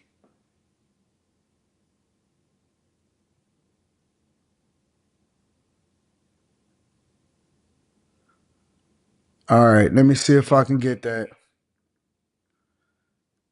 Because I don't know why that link is not showing in particular. So we're going to have to pivot for a second and see if we can get another link up. There we go. You are taking a live look here that is over in Washington, D.C. Now, we are learning a little bit more about the crime crackdown there in D.C., as it does appear that the first homicide has been reported in several days. We also want to talk just a little bit more about a man who torched an American flag in protest being arrested. So much to discuss here. Let's bring in Fox 5 DC's Stephanie Ramirez joining us live outside the White House. And Stephanie, obviously a very busy morning here. A busy morning indeed, and actually just within seconds we did have some National Guard members arrive on scene, so you might see them behind me here. It looks like they're picking up trash right now at Lafayette Park. We are just outside of the White House. All right, now in terms of the federal takeover, we know the Trump administration has been touting the takeover or federal surge as the reason why D.C. crime has not only dropped in the district, but the reason why we've seen nearly 2 straight weeks of no homicides. But that did change. We learned within the past hour that D.C. police did have a fatal shooting in the southeast neighborhood of the district, where a man was shot just before 12:30 in the morning and ended up dying of his injuries. Southeast, unfortunately, an area that is often plagued by crime. Now, moving on, and the president leaning into his focus on D.C. crime, the federal surge, and the focus on the administration of law and order. He did announce a number of new executive orders, and we saw an arrest connected to this. You were just talking about it. A man arrested outside of the White House yesterday evening at around 6:30. He burned an American flag, and we don't know his name. What's going on, though, is that the president had just announced an executive order essentially prohibiting the burning of American flags. And so we believe that this action was done in protest of that. We don't know the man's name. We don't know if his arrest is in connection with the executive order. Right now, Park Police are telling us that the charge or the violation that he was found to have committed here is called prohibited fire. We also don't know the man's name. What we are told is that he is an Army combat veteran, and he did this action, burning the American flag, in protest just hours after these executive orders. So again, the president, leaning into what he's been focused on already here, issued these number of executive orders. One of them seeks to have anyone who burns or desecrates an American flag be prosecuted and spend a year in jail. And then there are other issues focused on, like, for example, requiring the Secretary of Defense to begin training and creating a specialized unit within the D.C. National Guard that can be deputized to enforce federal law. He wants the country's National Guards trained and ready to respond to civil disturbances. And another big one that targets D.C. specifically is an executive order to get rid of cashless bond. Now, D.C. leaders argue that goes against the crime data in the district. The D.C. ACLU argues that the president, quote, is furthering his dangerous performative abuse of power in D.C. and that it can actually have a negative impact on public safety by separating people from their support networks, jobs, and housing. Now, I do want to note the D.C. Council did change the law to hold more people pretrial in recent years. It's something council members say have contributed to the lowering of D.C.'s crime rate before the federal surge started about 2 weeks ago. Here's what the president said in his comments yesterday. Somebody kills somebody, they go in, don't worry about it, no cash, come back in a couple of months, we'll give you a trial. You never see the person again. And guys, as residents in D.C. have been protesting, you see. B. Thomas says this country didn't take care of him, so he doesn't care anymore. What does that even mean, man? What does that even mean? What are we talking about? Was he in World War I? Was he in World War II? Was he in the Iraq War? Was he over in Afghanistan? What are you talking about? What does that mean? What does that mean? I want to know what that means.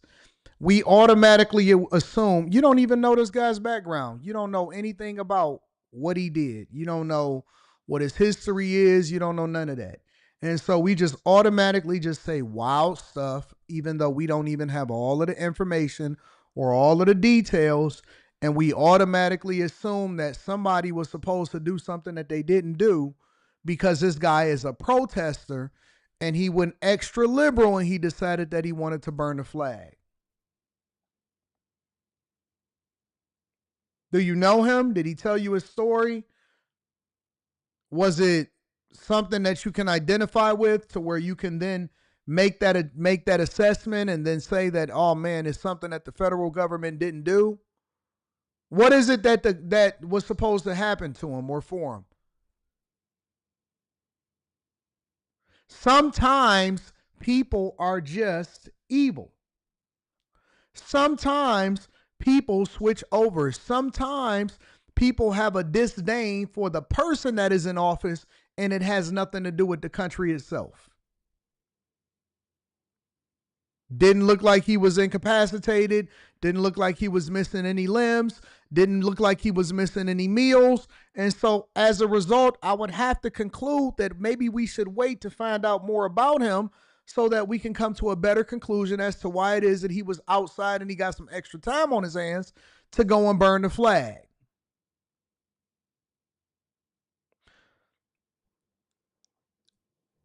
When did it become the responsibility of the government to take care of you for the rest of your life?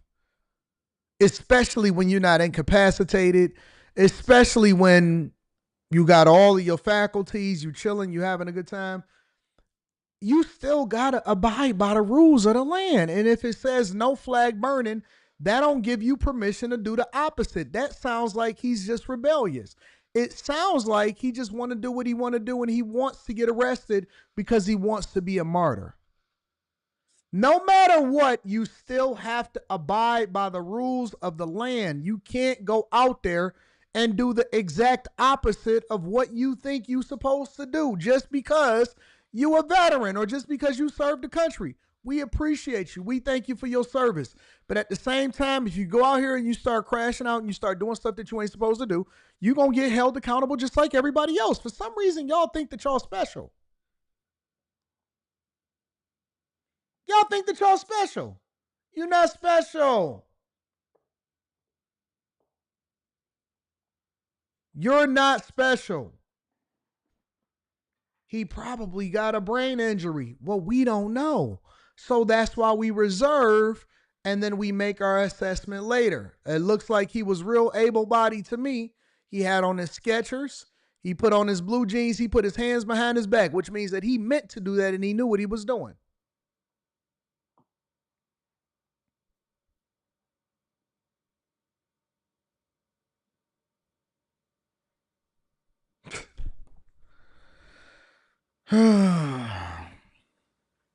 Boy, have we fallen as a country. President Trump touting his historic success as D.C. celebrates nearly 2 weeks without one single homicide.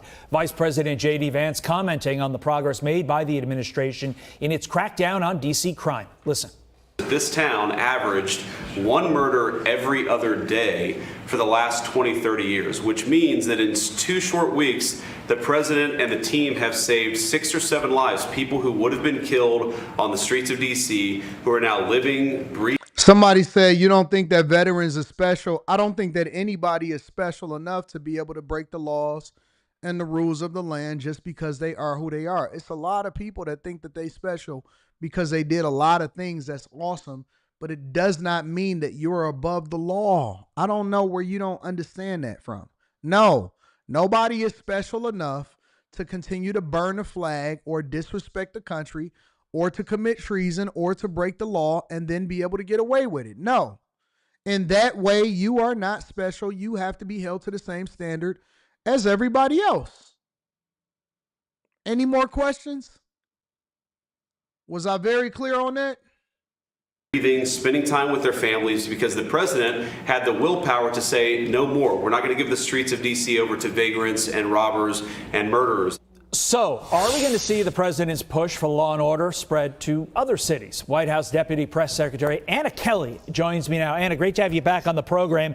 Is the administration confident that it can bring the same results that we're seeing in D.C., let's say to cities like Chicago, where the mayor has said he is going to fight Trump at every turn, and the governor has said that as well? Yeah, well, the president spoke to this yesterday. We are having incredible results with this president's surge of law enforcement in D.C. in the form of 1,000 arrests. That is 1,000 dangerous criminals that are now behind bars because of this president's action. And as was mentioned with your previous guest, and I want to applaud her for her courage, ending dangerous policies like cashless bail that allow further recidivism, that put law enforcement in danger, and worst of all, put more victims in danger. So this president is committed to cleaning up. Olin cites a 1989 5-4 Supreme Court decision to which the court held that Gregory Lee Johnson's act of burning the flag during the protest was a form of political expression protected by the First. Well, this ain't 1989. This is 2025. This is 36 years later. This ain't 1989 no more. Also in 1989, it was not legal for a man and a man to be married and a woman to be married. Guess what? The executive order says that you can't burn a flag. You cannot burn a flag and then be able to get away with it. Laws change, penalties change, the things of this world change and evolve. 55 years ago, women weren't able to vote either. What else? What else y'all want to talk about? Listen, I don't care about what you cite. If the laws and the rules change, we got to obey the laws and the rules of the land. It just is what it is. That's scripture. D.C. continuing this effort to put the focus on victims to make sure that what happened to these people doesn't continue to happen again, and that law-abiding citizens in D.C., Chicago, all across the country can live their lives without fear of being a victim of violent crime. So are you confident that these actions can be taken in a city like Chicago where, like I asked you earlier, there doesn't seem to be a very welcoming reception for the president and his potential bringing of the National Guard? Somebody says an executive order isn't law. The First Amendment doesn't change. Okay, go out there and burn the flag then and see what happens. Go on outside and do it. And videotape yourself doing it and put it on Instagram and TikTok and YouTube. Do it then. You tough. You tough with no profile picture. You tough. No profile picture. Go ahead and do it. Bust a move then, tough guy. Everybody got a lot to say till it comes time to actually put some work in. I want to see you exercise your First Amendment. Your First Amendment right. Go do it and videotape yourself, and then let's see whether or not they actually execute on that law or not. I just want to see what happens. Let's just go ahead and do it. You try it. Videotape yourself doing it right now, 2 days after Trump announced it, and then let's see how that play out. Dummy. Confident that you can take the same actions in Chicago, in New York, places like that? Absolutely. And one thing I'll point out is the president, of course. Somebody said that's why your Wi-Fi is AOL. That's why your wife is AOL.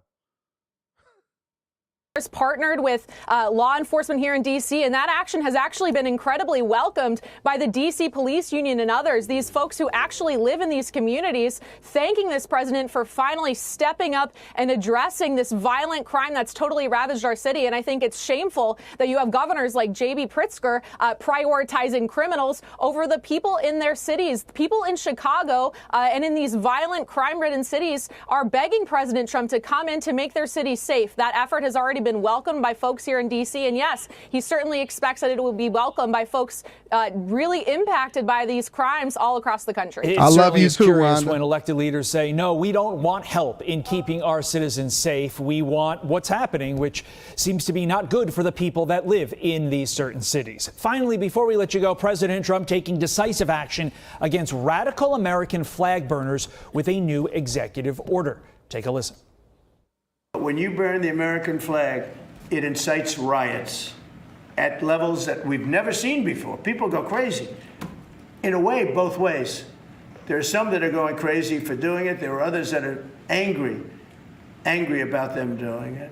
And what the penalty is going to be, if you burn a flag, you get 1 year in jail, no early exits, no nothing. You get 1 year in jail. Anna, this move is getting a lot of pushback from conservatives, the people who want Donald Trump in office, who love basically every single one of his policies, but they don't like this. They argue that this violates the First Amendment, and they are staunch proponents of the First Amendment. To be clear, though, this executive order only applies when the flag is burned in an effort to incite violence. Is that correct, Anna?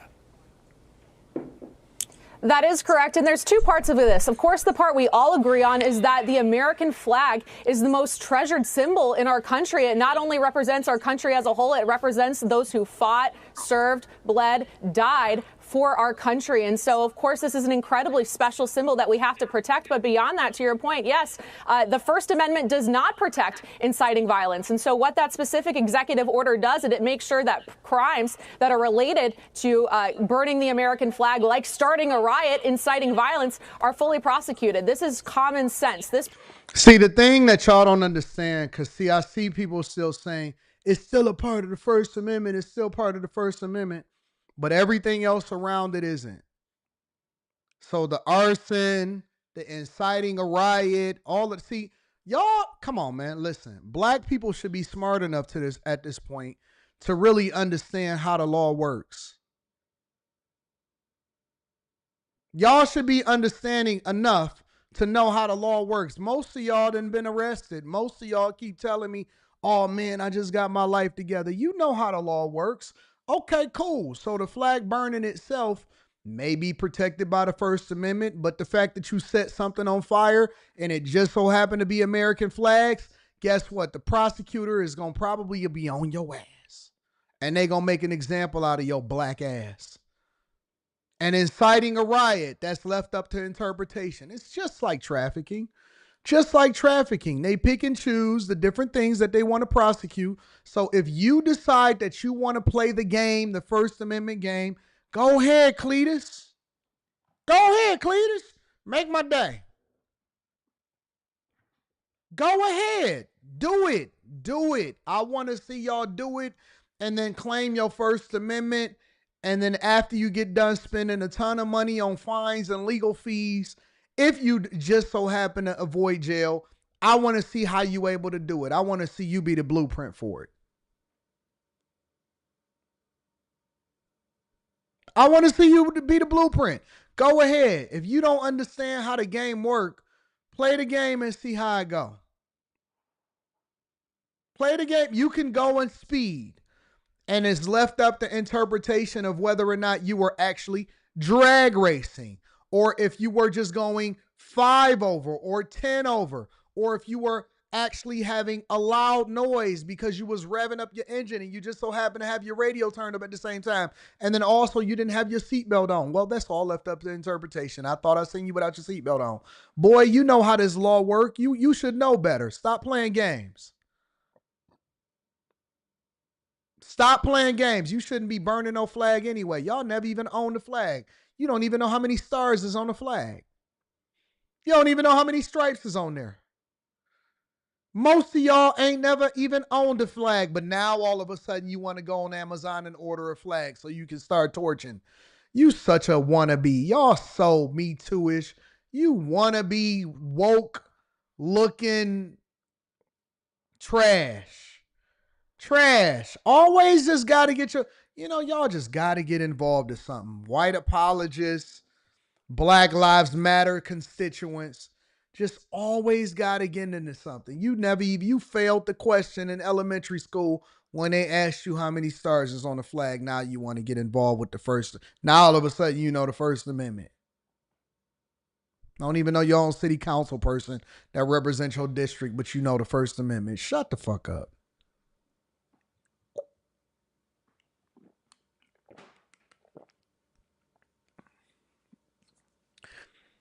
I got one in my front yard that was left by the person that had the house before you, bro.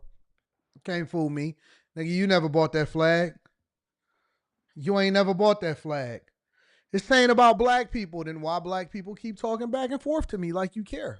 Stop getting involved. Why y'all so dead set on burning the flag all of a sudden? Now you don't like America? Now you want to burn the flag? Go ahead, take your punk ass to Nigeria then. Go on to Nigeria then. Go on to wherever you from. East Africa, Nigeria, Europe. Go back to wherever you came from. Russia, your home country. Russia. China. Going back to your punk ass country then. Canada. Oi, mate. Mexico. You and Jefe and Jesus down there drinking tequila. Take your ass to your punk ass country then if you want to cause chaos. They don't care about booty scratchers burning things over in Ghana and Nigeria. They don't care about how much you burn. They like burning stuff over there. They burn everything. Bodies, trash.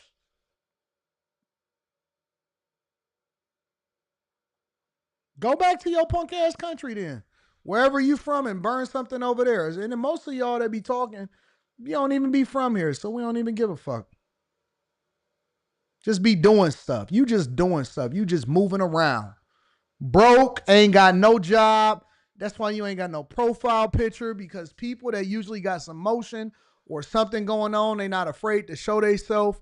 But I know you. You a gap tooth.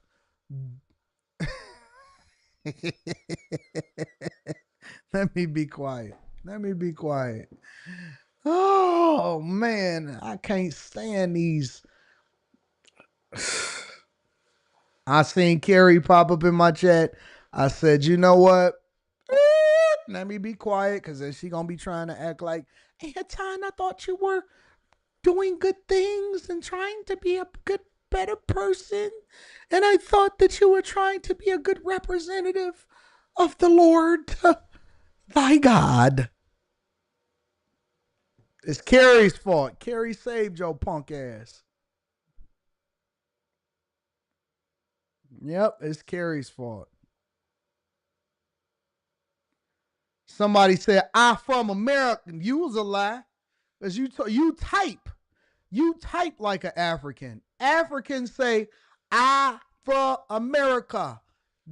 It's I am from America, or I'm from America, period. Or I am from America. I'm American. It's not I from America. I don't believe you. I don't believe you. I know you problem. Listen, you can't fool me. We don't type like that, and we don't talk like that. We don't say, I from America. That's not even American slang. That's not even what we say in the hood. We say, I'm from America, fam. Or bro. Born and raised. Straight up. You know what I'm saying? My parents from the South. We don't say, I from America. That's not what we say. That's booty scratcher language right there. I'm just telling you the truth. Y'all better leave me alone. Leave me alone. Stop saying stuff. Stop saying stuff that's out of pocket. Stop saying stuff. You not gonna keep trying to trick us into thinking one way. I know you not. Where your papers at? Show me your papers. Show me your papers. I need to see your papers. Show me your papers. Give me your papers. Come here. Bring them here. Bring them here now. I need to see your papers.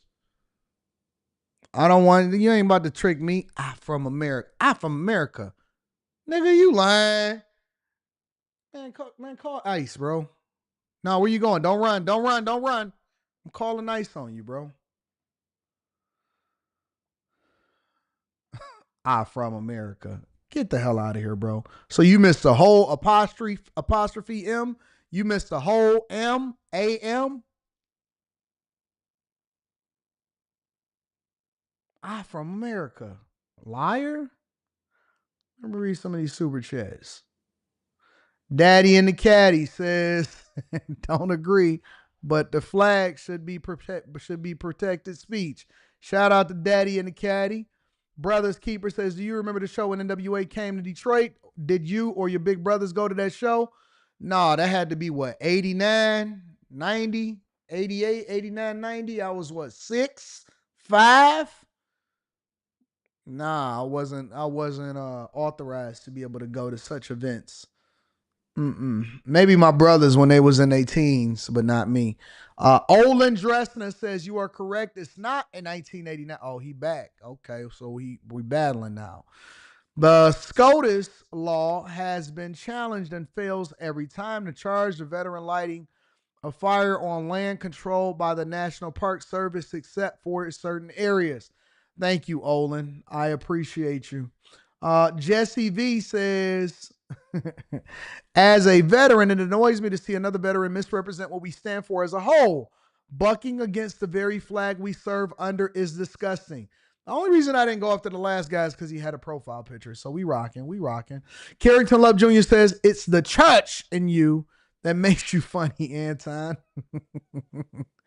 Oh man, here we go. I'm one step away as a okay, so you're a Marine. All right, so we're gonna go ahead and give you grace. As a Marine, OEF veteran, I hate seeing the flag burned. I won't ever do it. I have seen the worst of humanity, but I also understand legal decisions and the First Amendment. Legal loopholes exist. I'm gonna let you breathe. Listen, thank you for your service. Thank you, Olin. I appreciate you. Mr. Lott says, play for Babyface Ray Paperwork Party. You don't know nothing about that, Mr. Lott. You don't know nothing about that. We're going to go ahead and let you go. Listen, thank you for your service. Salute. Thank you for your service. Let's go ahead and get it popping with the rest of the show. What we got here? Chicago. We got to go back to Chicago. We got to actually solve for the Chicago problem. So the president is preparing to deploy the U.S. National Guard possibly in more states. And this is what's happening. Federal troops are already patrolling the streets of our nation's capital. And now President Trump says he is considering sending the National Guard to Chicago. Illinois Governor J.B. Pritzker says that there is no emergency in Chicago and no need for the president to send federal troops to the Windy City. Trump says the federal soldiers are needed to combat crime, homelessness, and undocumented immigration. These newscasters and stuff, we got to get a switch and change. The first local news station and national news station that spices up, and actually steps out of the comfort zone is going to be the first ones to blow up and change, and they're going to be the blueprint for what other stations are supposed to do. This staid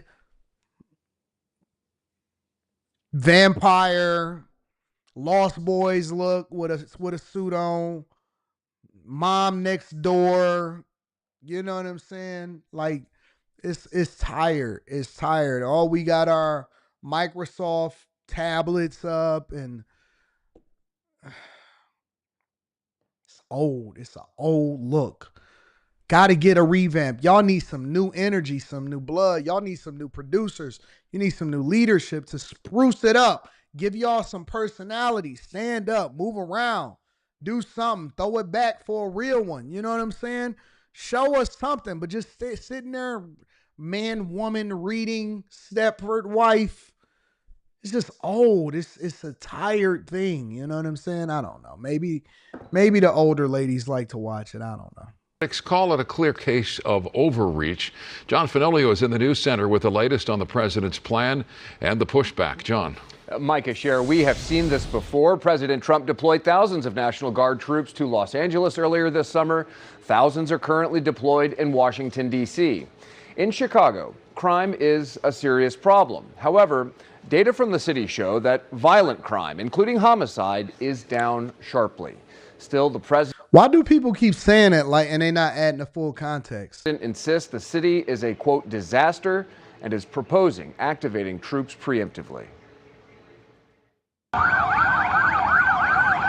Tonight, President Trump is threatening to send National Guard troops to other Democratic-run cities. Chicago, Illinois is a disaster. I have property there. It's a disaster. The president signing an executive order to create a specialized National Guard unit to be deployed to assist local law enforcement in Washington, D.C. and other cities to quell civil disturbances and ensure public safety. We'll solve Chicago within 1 week, maybe less, but within 1 week we will have no crime in Chicago, just like we have no crime in D.C. Mr. Trump deployed more than 2,700 Guard troops to the nation's capital almost 2 weeks ago to crack down on what he claimed was a crime emergency. His new order directs the Pentagon to train troops who would then be deputized to enforce federal law. Trump did not confirm if he's sending troops to Chicago. Mr. President, do not come to Chicago. Illinois Governor J.B. Pritzker and other local leaders say troops are not needed. Let me pivot over to J.B. Pritzker. I'm going to show y'all exactly what he had to say.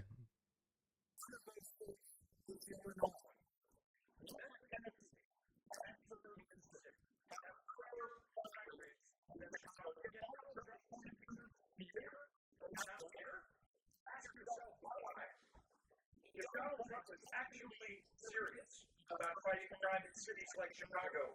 He, along with his congressional Republicans, who would not be cutting over $800 million in public safety and crime prevention grants nationally, including cutting $158 billion in funding to Illinois for violence prevention programs that deploy trained outreach workers to de-escalate conflict on our streets. Wait a minute. You telling me that we were annually given $150 million to Chicago to deploy de-escalation workers to talk people down off of not doing crime on the streets of Chicago? Are you telling me that that's how we was spending $150 million? You got to be kidding me. No way that we were spending $150 million in taxpayers to train workers on de-escalation tactics. No way. Impossible. I'm not believing that. No way.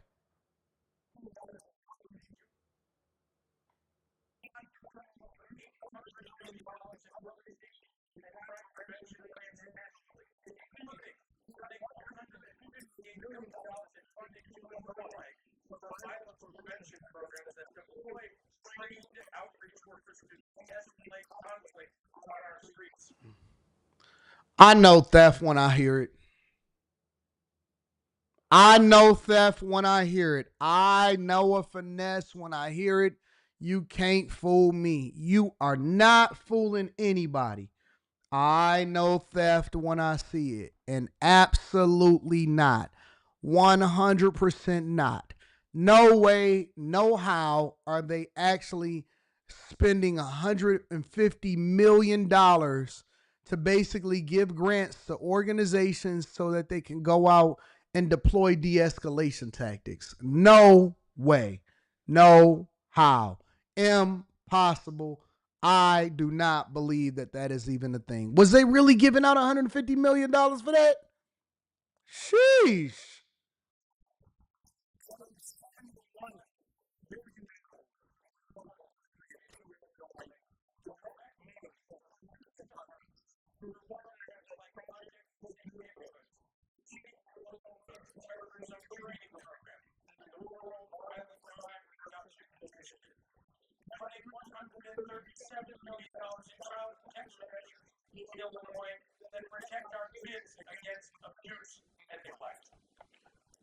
Y'all can't hear this video? Y'all can't hear the video?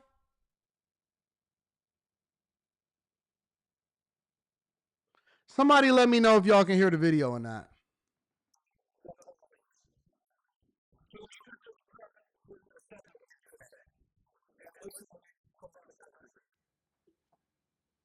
Y'all couldn't hear that? K. Cooper said they can hear the video. C. Diggs sound is good. I hear it. The crowds are paid. You good? It's muffled. I hear it. Nope. Il Brando says nope. We hear it. Jason Barb. Some of y'all might need to leave and come back. Some of y'all might need to leave out and then come right back in because everybody else can hear it. I don't know why you couldn't hear it.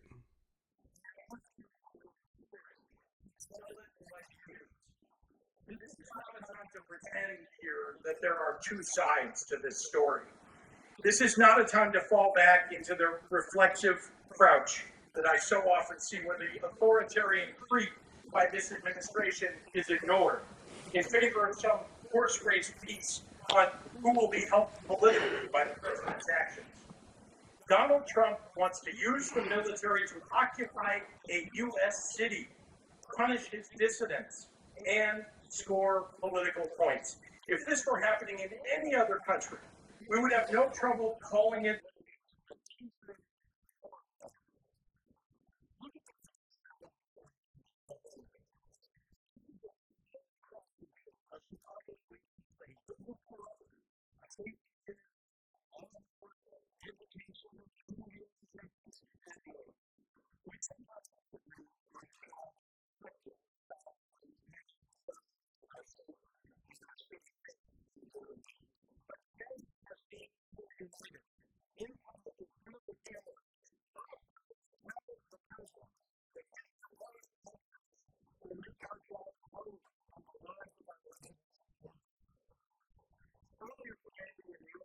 was Donald Trump looked at the All right, here, let me see if I can pivot for a second. Give me a second. I might have solved it for you. Give me a second. crime is a reality we all face in this country. Go talk to the people of Chicago who are enjoying a gorgeous afternoon. One person here today will claim we have solved all crime in Chicago. Indeed, the violent crime rate is worse in red states and red cities.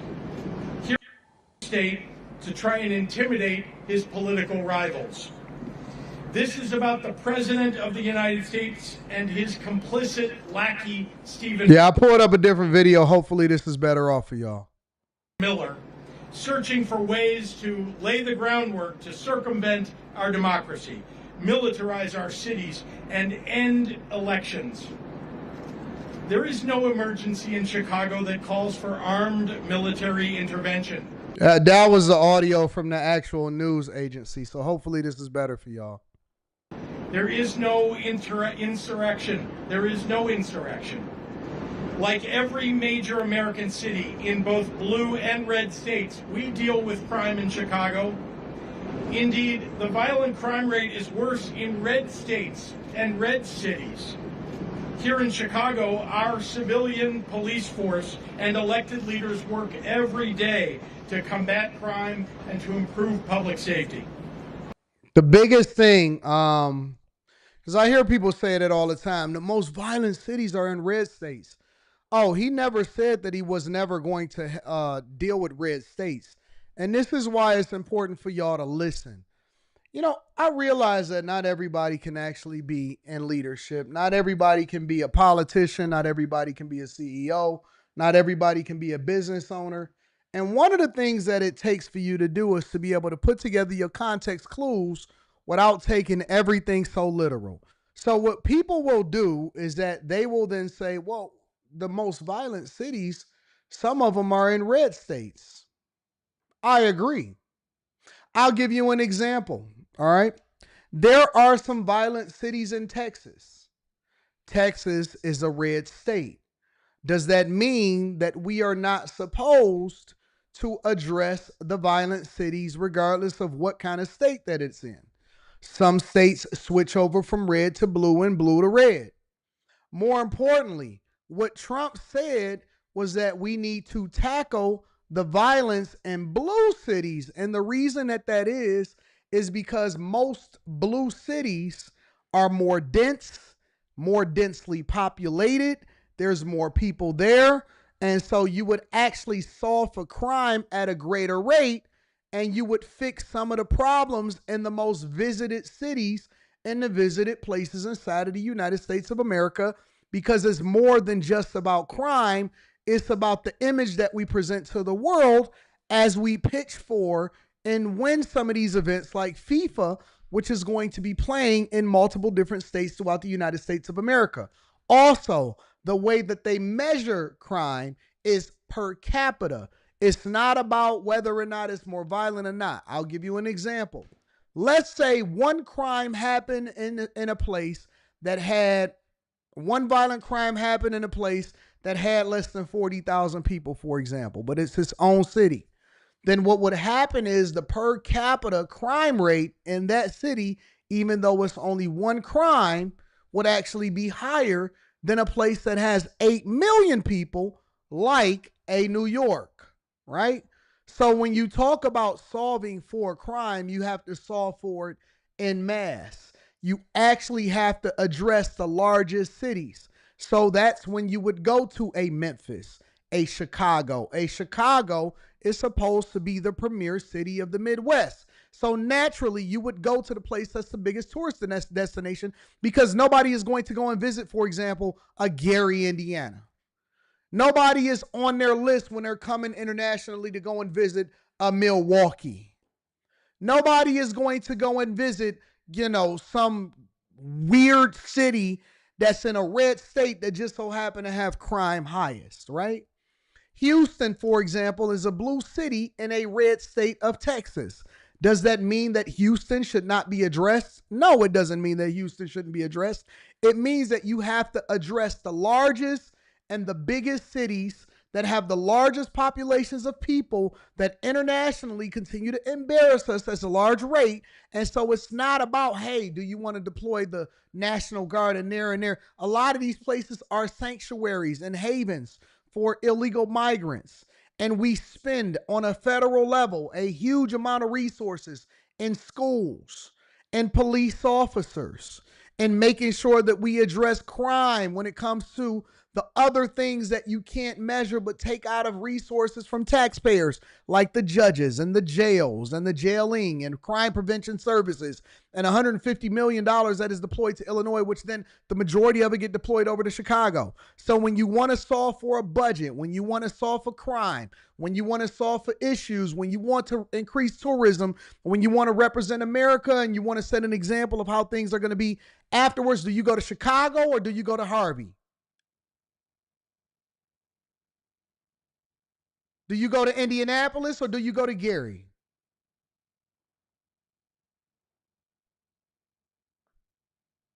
Come on, y'all. Come on. I need y'all to actually think. Stop letting politicians give you talking points and then go and observe it and then draw your own conclusions by doing your own research and then have a conversation in truth. If you listen, let me warn y'all. I'm going to warn y'all as a person that's been on the internet, as a person that has done panels, as a person that has done international shows like Fox News, as a person that has always had these conversations in every capacity. If you only use talking points that is given to you and you actually can't actually substantiate your argument, when you run up on people that can actually substantiate their argument, you are going to be in trouble. You are going to get washed. They are going to pick you apart. If you are looking to be a content creator or have deep discussions or think that you're going to walk into a bar like Will on Good Will Hunting and be able to have a conversation, you are going to get washed. Democrat talking points can't help you. Republican talking points can't help you. You have to be able to mine through the information, look and observe, and then draw your own conclusions based off of your own lived experiences and your own research. If you just keep using talking points, you're going to get your ass kicked. I'm telling you. You got to be able to add the context into the talking points. If they ask you, where did you get your data and your statistics? You're not going to have no time to be able to pull out your iPad and pull out your phone and be able to look at it. You got to be able to be in the flow of the conversation. Some of y'all just talk based off of something that somebody said to you. And most of the time, it don't even be true. You just saying it because you heard it and it sounds right. You're going to have to think for yourself. I teach you to think for yourself. I use all different platforms, local, non-local, international, alternative, social media. I listen to everything that people say and then I deduce my own. I come up with my own conclusion based off of my own lived experiences and doing my own research to better understand exactly where their data is coming from, where their talking point is coming from. And once I find out where you got it from, you done. You're done. That's how I know if we only took at the surface what Illinois Governor J.B. Pritzker or Brandon Johnson says when they say crime is down 32%. Violent homicides are down 33%. We need another $150 million from the federal government. I know that they're juicing the stats because I know what they're really doing in order to get that crime down from a data perspective. Now, if somebody just looking at it just from the numbers, but can't actually look at the context as to how the numbers got there, when they can't compare and contrast, when they can't compare how it is that how they report violent crime, when they can't say, oh, you down 2,000 police officers, when you can't actually detail or pull out a statistic of unreported crime, when things happen to people and they never say nothing, when you call the police and they never show up, when they reduce a felony down to a misdemeanor, when you start to understand how they juice the numbers, when crime is not actually down, or when they say it's down this amount, but it's compared to the time when everybody was in a house 2 or 3 years ago. And so they're using that in order to substantiate their argument, acting like what crime is down from what? 32% from what? Is it year over year? Is it based off of what was happening 10 years ago? Is it pre-COVID numbers? Is when everybody was in the house? Is how you report crime differently? Who's the new police chief? You got to start to go through what they saying and be able to understand how they saying it, why they saying it, and why they using this stat, even though when you go in there, we just looked at, they robbing the stores. The police can't show up in Nordstrom is at the Magnificent Mile, for God's sakes. They just ran out of the Nordstrom at the Magnificent Mile right on the back. The people was watching them. They don't even solve for a lot of crimes. How does that factor into how they're reporting crime? Stop being a shill. Stop being so easily manipulated. Stop being a sucker. Listen and then make your own adjustment. So easy to pick y'all apart. Don't be made a fool because you think you know something based off of a talking point, and then they absolutely destroy you as a result of it. And it's working. Not one person. Public safety. Leaders work every day to combat crime and to improve public safety. And it's working. Not one person here today will claim we have solved all crime in Chicago. Nor can that be said of any major American metro area. But calling the military into a U.S. city to invade our streets and neighborhoods and disrupt the lives of everyday people is an extraordinary action, and it should require extraordinary justification. Look around you right now. Does this look like an emergency? Look at this.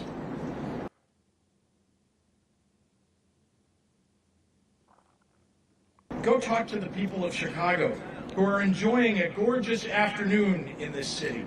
Ask the families buying ice cream on the Riverwalk. Go see the students who are at the beach after school. Talk to the workers. Why do people keep saying this same dumb talking point? It's the same thing that the Maryland governor said in Baltimore. Go and walk down and talk to the young lady that buys ice cream for her kids. I hate these speeches, bro. I hate these speeches. Jesus Christ. That I just met taking the water taxi to get here. Find a family who's enjoying today sitting on their front porch and ask if they want their neighborhoods turned into a war zone by a wannabe dictator. Ask if they'd like to pass through a checkpoint with unidentified officers in masks while taking their kids to school. Crime is a reality we all face in this country. Public safety has been among our highest priorities since taking office.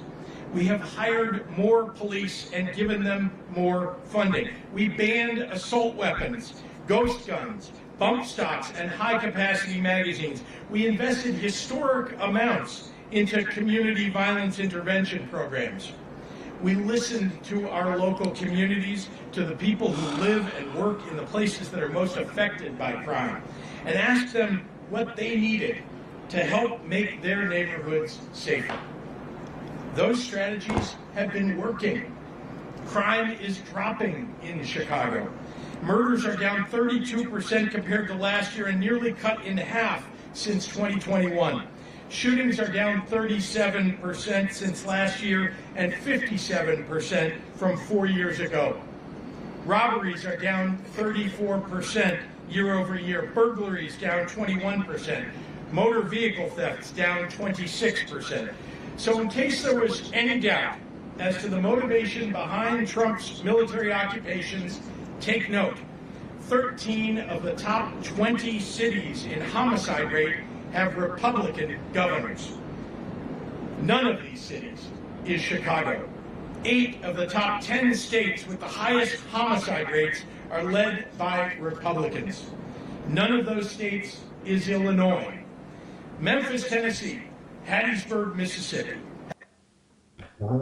Are y'all listening to what these places are? Let me see something. Give me a second. Let me just see something. Let's just use because he want to throw other people under the bus.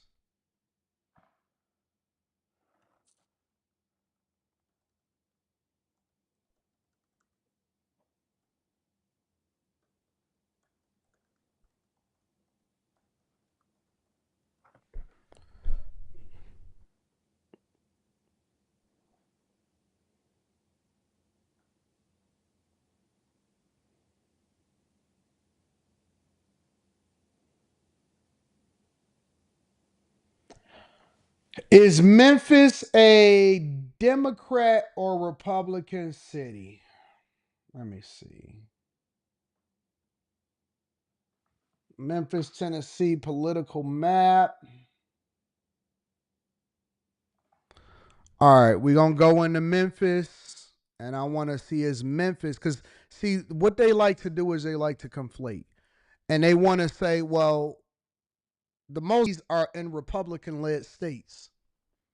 But are the most violent cities Republican-led?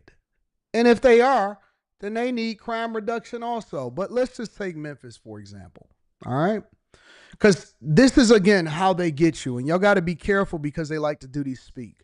So this is Memphis, right? And if you look at the map, all right, it says more liberal, evenly split, or more conservative. Red is more conservative, pink is evenly split, and blue is more liberal. And this is Memphis, okay? All of this is Memphis right here. This interactive map. If you look at this interactive map, literally, this is all blue. All of it is blue. 100% of the problem is blue.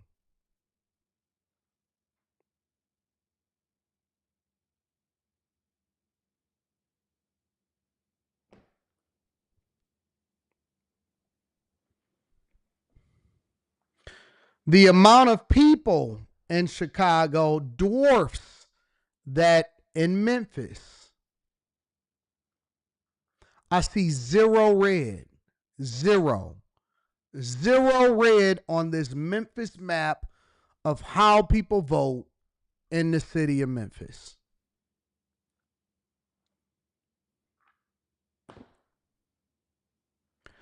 Trump, can you please stop crime in these cities so that people feel comfortable actually walking inside of their house, inside of their neighborhoods? Trump, can you please stop all of the crime because all of these people ain't really doing nothing and they continue to ask for money from the federal government? I don't listen to J.B. Pritzker any more than I can throw him.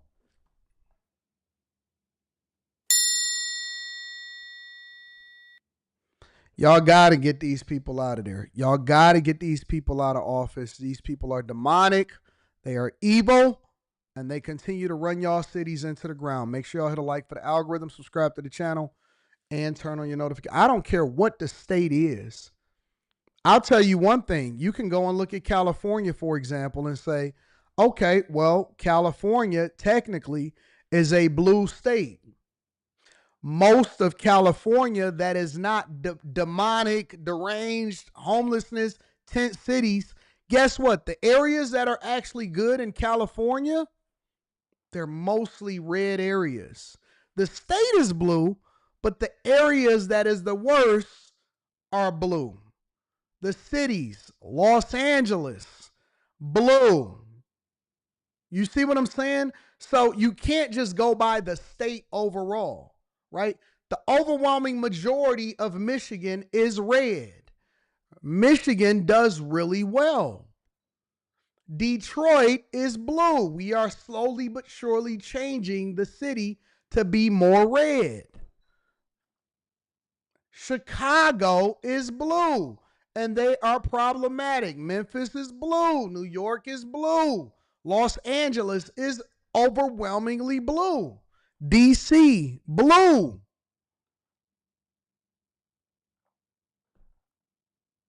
Louisiana is red, but New Orleans, I believe, is blue. So you can listen to them conflate and gaslight you and try to sell you this narrative. Who wouldn't want safer cities? They want your money, but they don't want your safety. They want your money. Texas is red. Houston is blue, Azriel. Absolutely. Dallas, Austin. But overwhelmingly, the majority of Texas is red. No, all cities are not blue. All cities are not blue. Some cities, because all cities are not urban. All cities are, like every city is its own city. All right, never mind. I'm not gonna give you all the geography lesson, okay? Make sure you hit a like for make sure you hit a like for the algorithm, subscribe to the channel, and turn on your notifications. And it doesn't mean that just listen, if a city is unsafe, it needs to be solved for. Crime is crime, regardless. All right.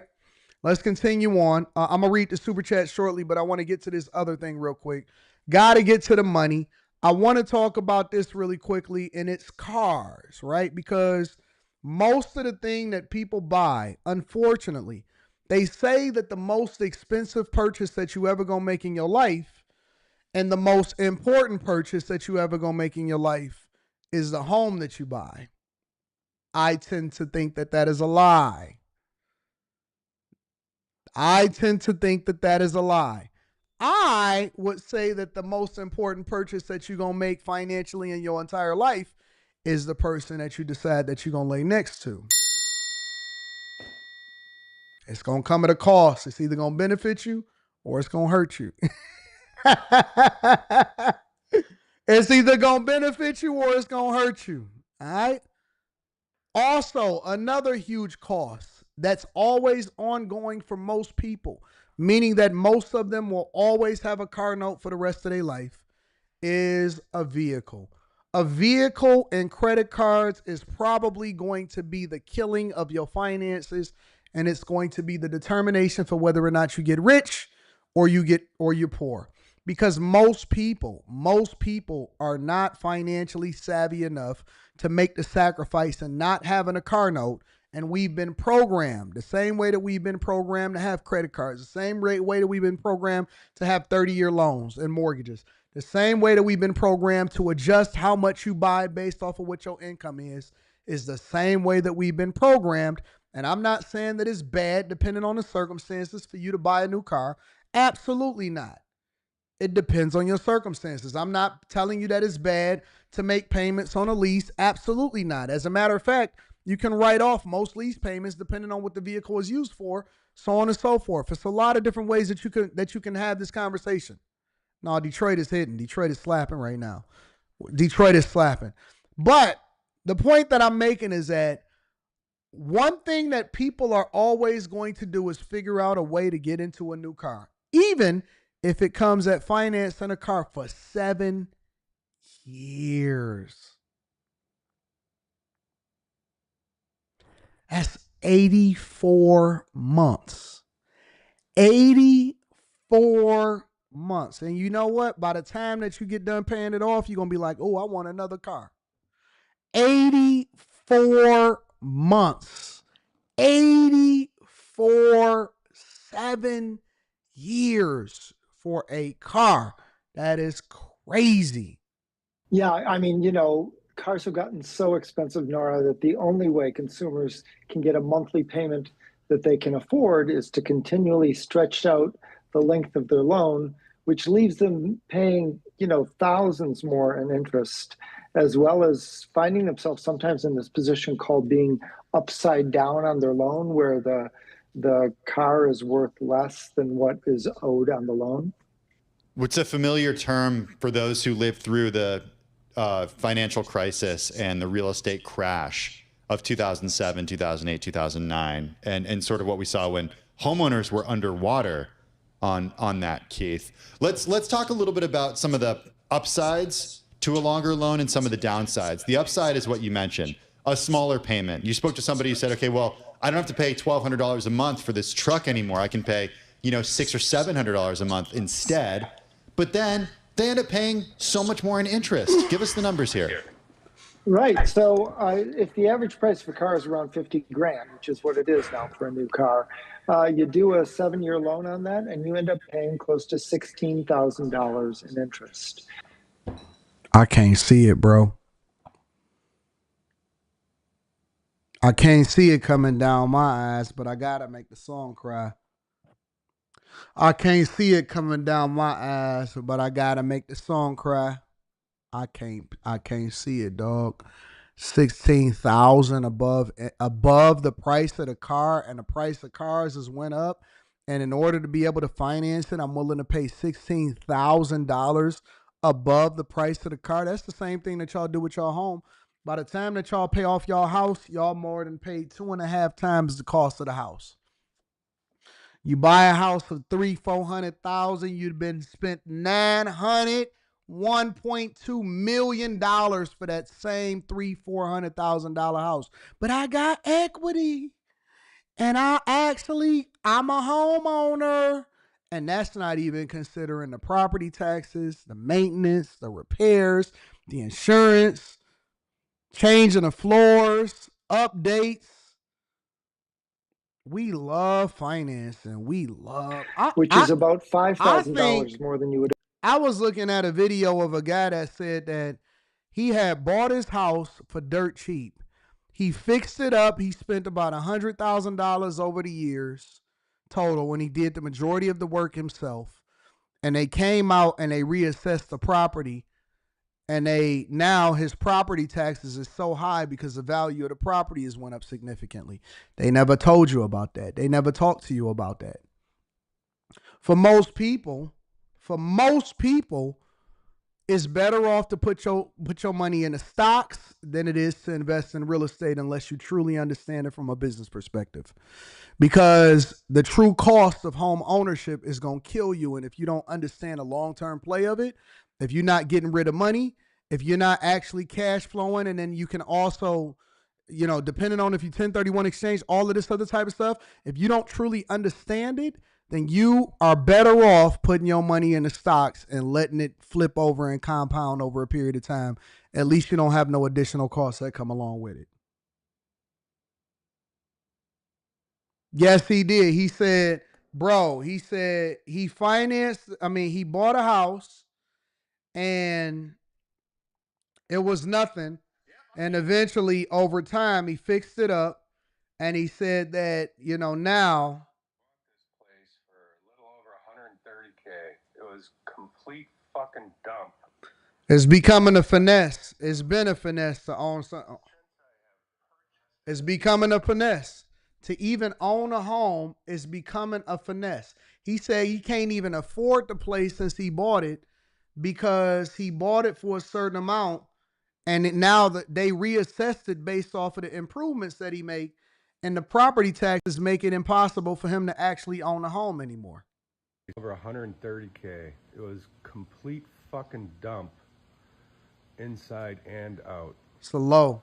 Since I have purchased it, I've put about $120,000 cash into it. Well, they come along and reassess it. My taxes are going to triple. His taxes, he said they came along and reassessed it after he put all of his money into it and fixed it up. And his property taxes is going to triple, which means that he'll never really own the home, and he got to continue to pay more every single year based off of the valuation of the property going up. Eventually, it's going to be a collapse of the system, and it's going to be a correction of some sort. I don't know what that's going to look like yet, but it's all a finesse. And so you truly have to be financially savvy to understand exactly what you're doing out here in these markets. Paid on a 5-year loan, which used to be the standard. But folks really aren't paying close attention to the loan terms. They're just looking at that monthly payment and what can I afford right now. And, that's definitely makes sense, especially as people are trying to figure out, what are some staple purchases versus discretionary, and trying to make it a manageable month to month when it comes to payments here. But in some cases, it's just not better for some people in that you at least are not defaulting here. Yeah, it raises the question of if you can't afford a $50,000 car, maybe don't get a loan that stretches out for 7 years. But, the issue becomes, being underwater, using the real estate term, upside down, using the car term. At the end of your loan, that means you still have debt. If you're going to get another car, you still have debt in the old car that you're going to have to roll into your next loan. And so your debt just keeps growing. How long do people? It's not a good position to be in. How long do people typically hold on to cars, Keith? Well, the average age of a car on the road right now is 10 or 11 years, Tim. So, they hold on to them for a long time. Quality is better these days than it used to be, so cars will go farther and run longer. I hear you, Billy. Having so much interest being paid on a car loan financial advisors would tell you is not the best approach.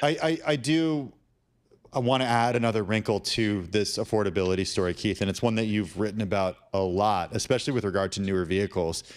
And that's the costs that go into owning a car apart from ownership, specifically insurance, and the way that that has gone up in recent years. Right. Because that is sure. That's an entirely different element here that really constrain people.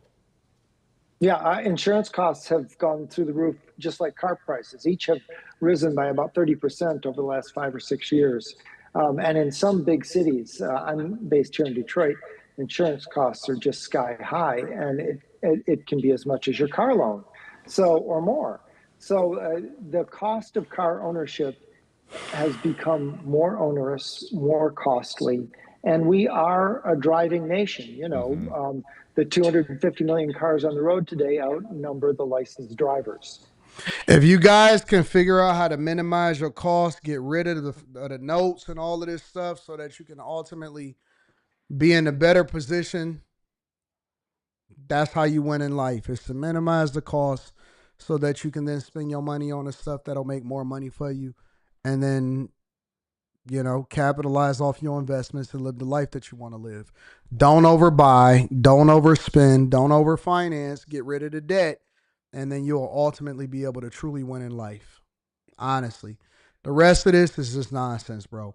Ain't no way in the world, ain't no way in hell, unless y'all getting a Bugatti and you about to make more money off of that Bugatti by marketing it and marketing yourself and looking at it from a business perspective. Ain't no way in hell why y'all should be getting 7, 8, 9-year car loans. There's no reason for y'all to do that.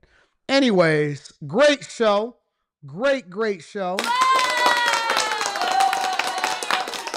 Had a good time. You're trying to slow me down in these streets, bro. Why is... We want to call you in... Any chance we can give you a ring in a few to talk more about the segment in about an hour? I keep y'all up to date and in the loop about what's going on with this whole Ingram angle, and joining Fox News tonight with this conversation. Planning on doing Stock Club tonight, part 2, Block Club later on this week. And definitely doing after hours tonight. All right. So I love y'all. I appreciate y'all. Let me read some of these super chats, and then I'm going to get y'all up out of here. All right. Eric Wolf Harris says, 80, ain't you? You ain't going to tell me I's not American. My ancestors is from Vidalia, Georgia. Raheem says, if you're really from America and black, you will have family ties to somewhere in the South. We never burnt flags. Haitian lover says, thank God for this great nation. No thank. Mac Moose says, these Negroes don't know how many stars on the flag, but they know how many colors is in the rainbow flag. This nation is a blessing. America appreciate it, says Haitian lover. Carter J says Pritzker looked like Jabba the Hutt. Jesus, Lord have mercy. Rage King Leo says, he said going into 19 states kind of funny. Only black people are being arrested. It being shown anyways.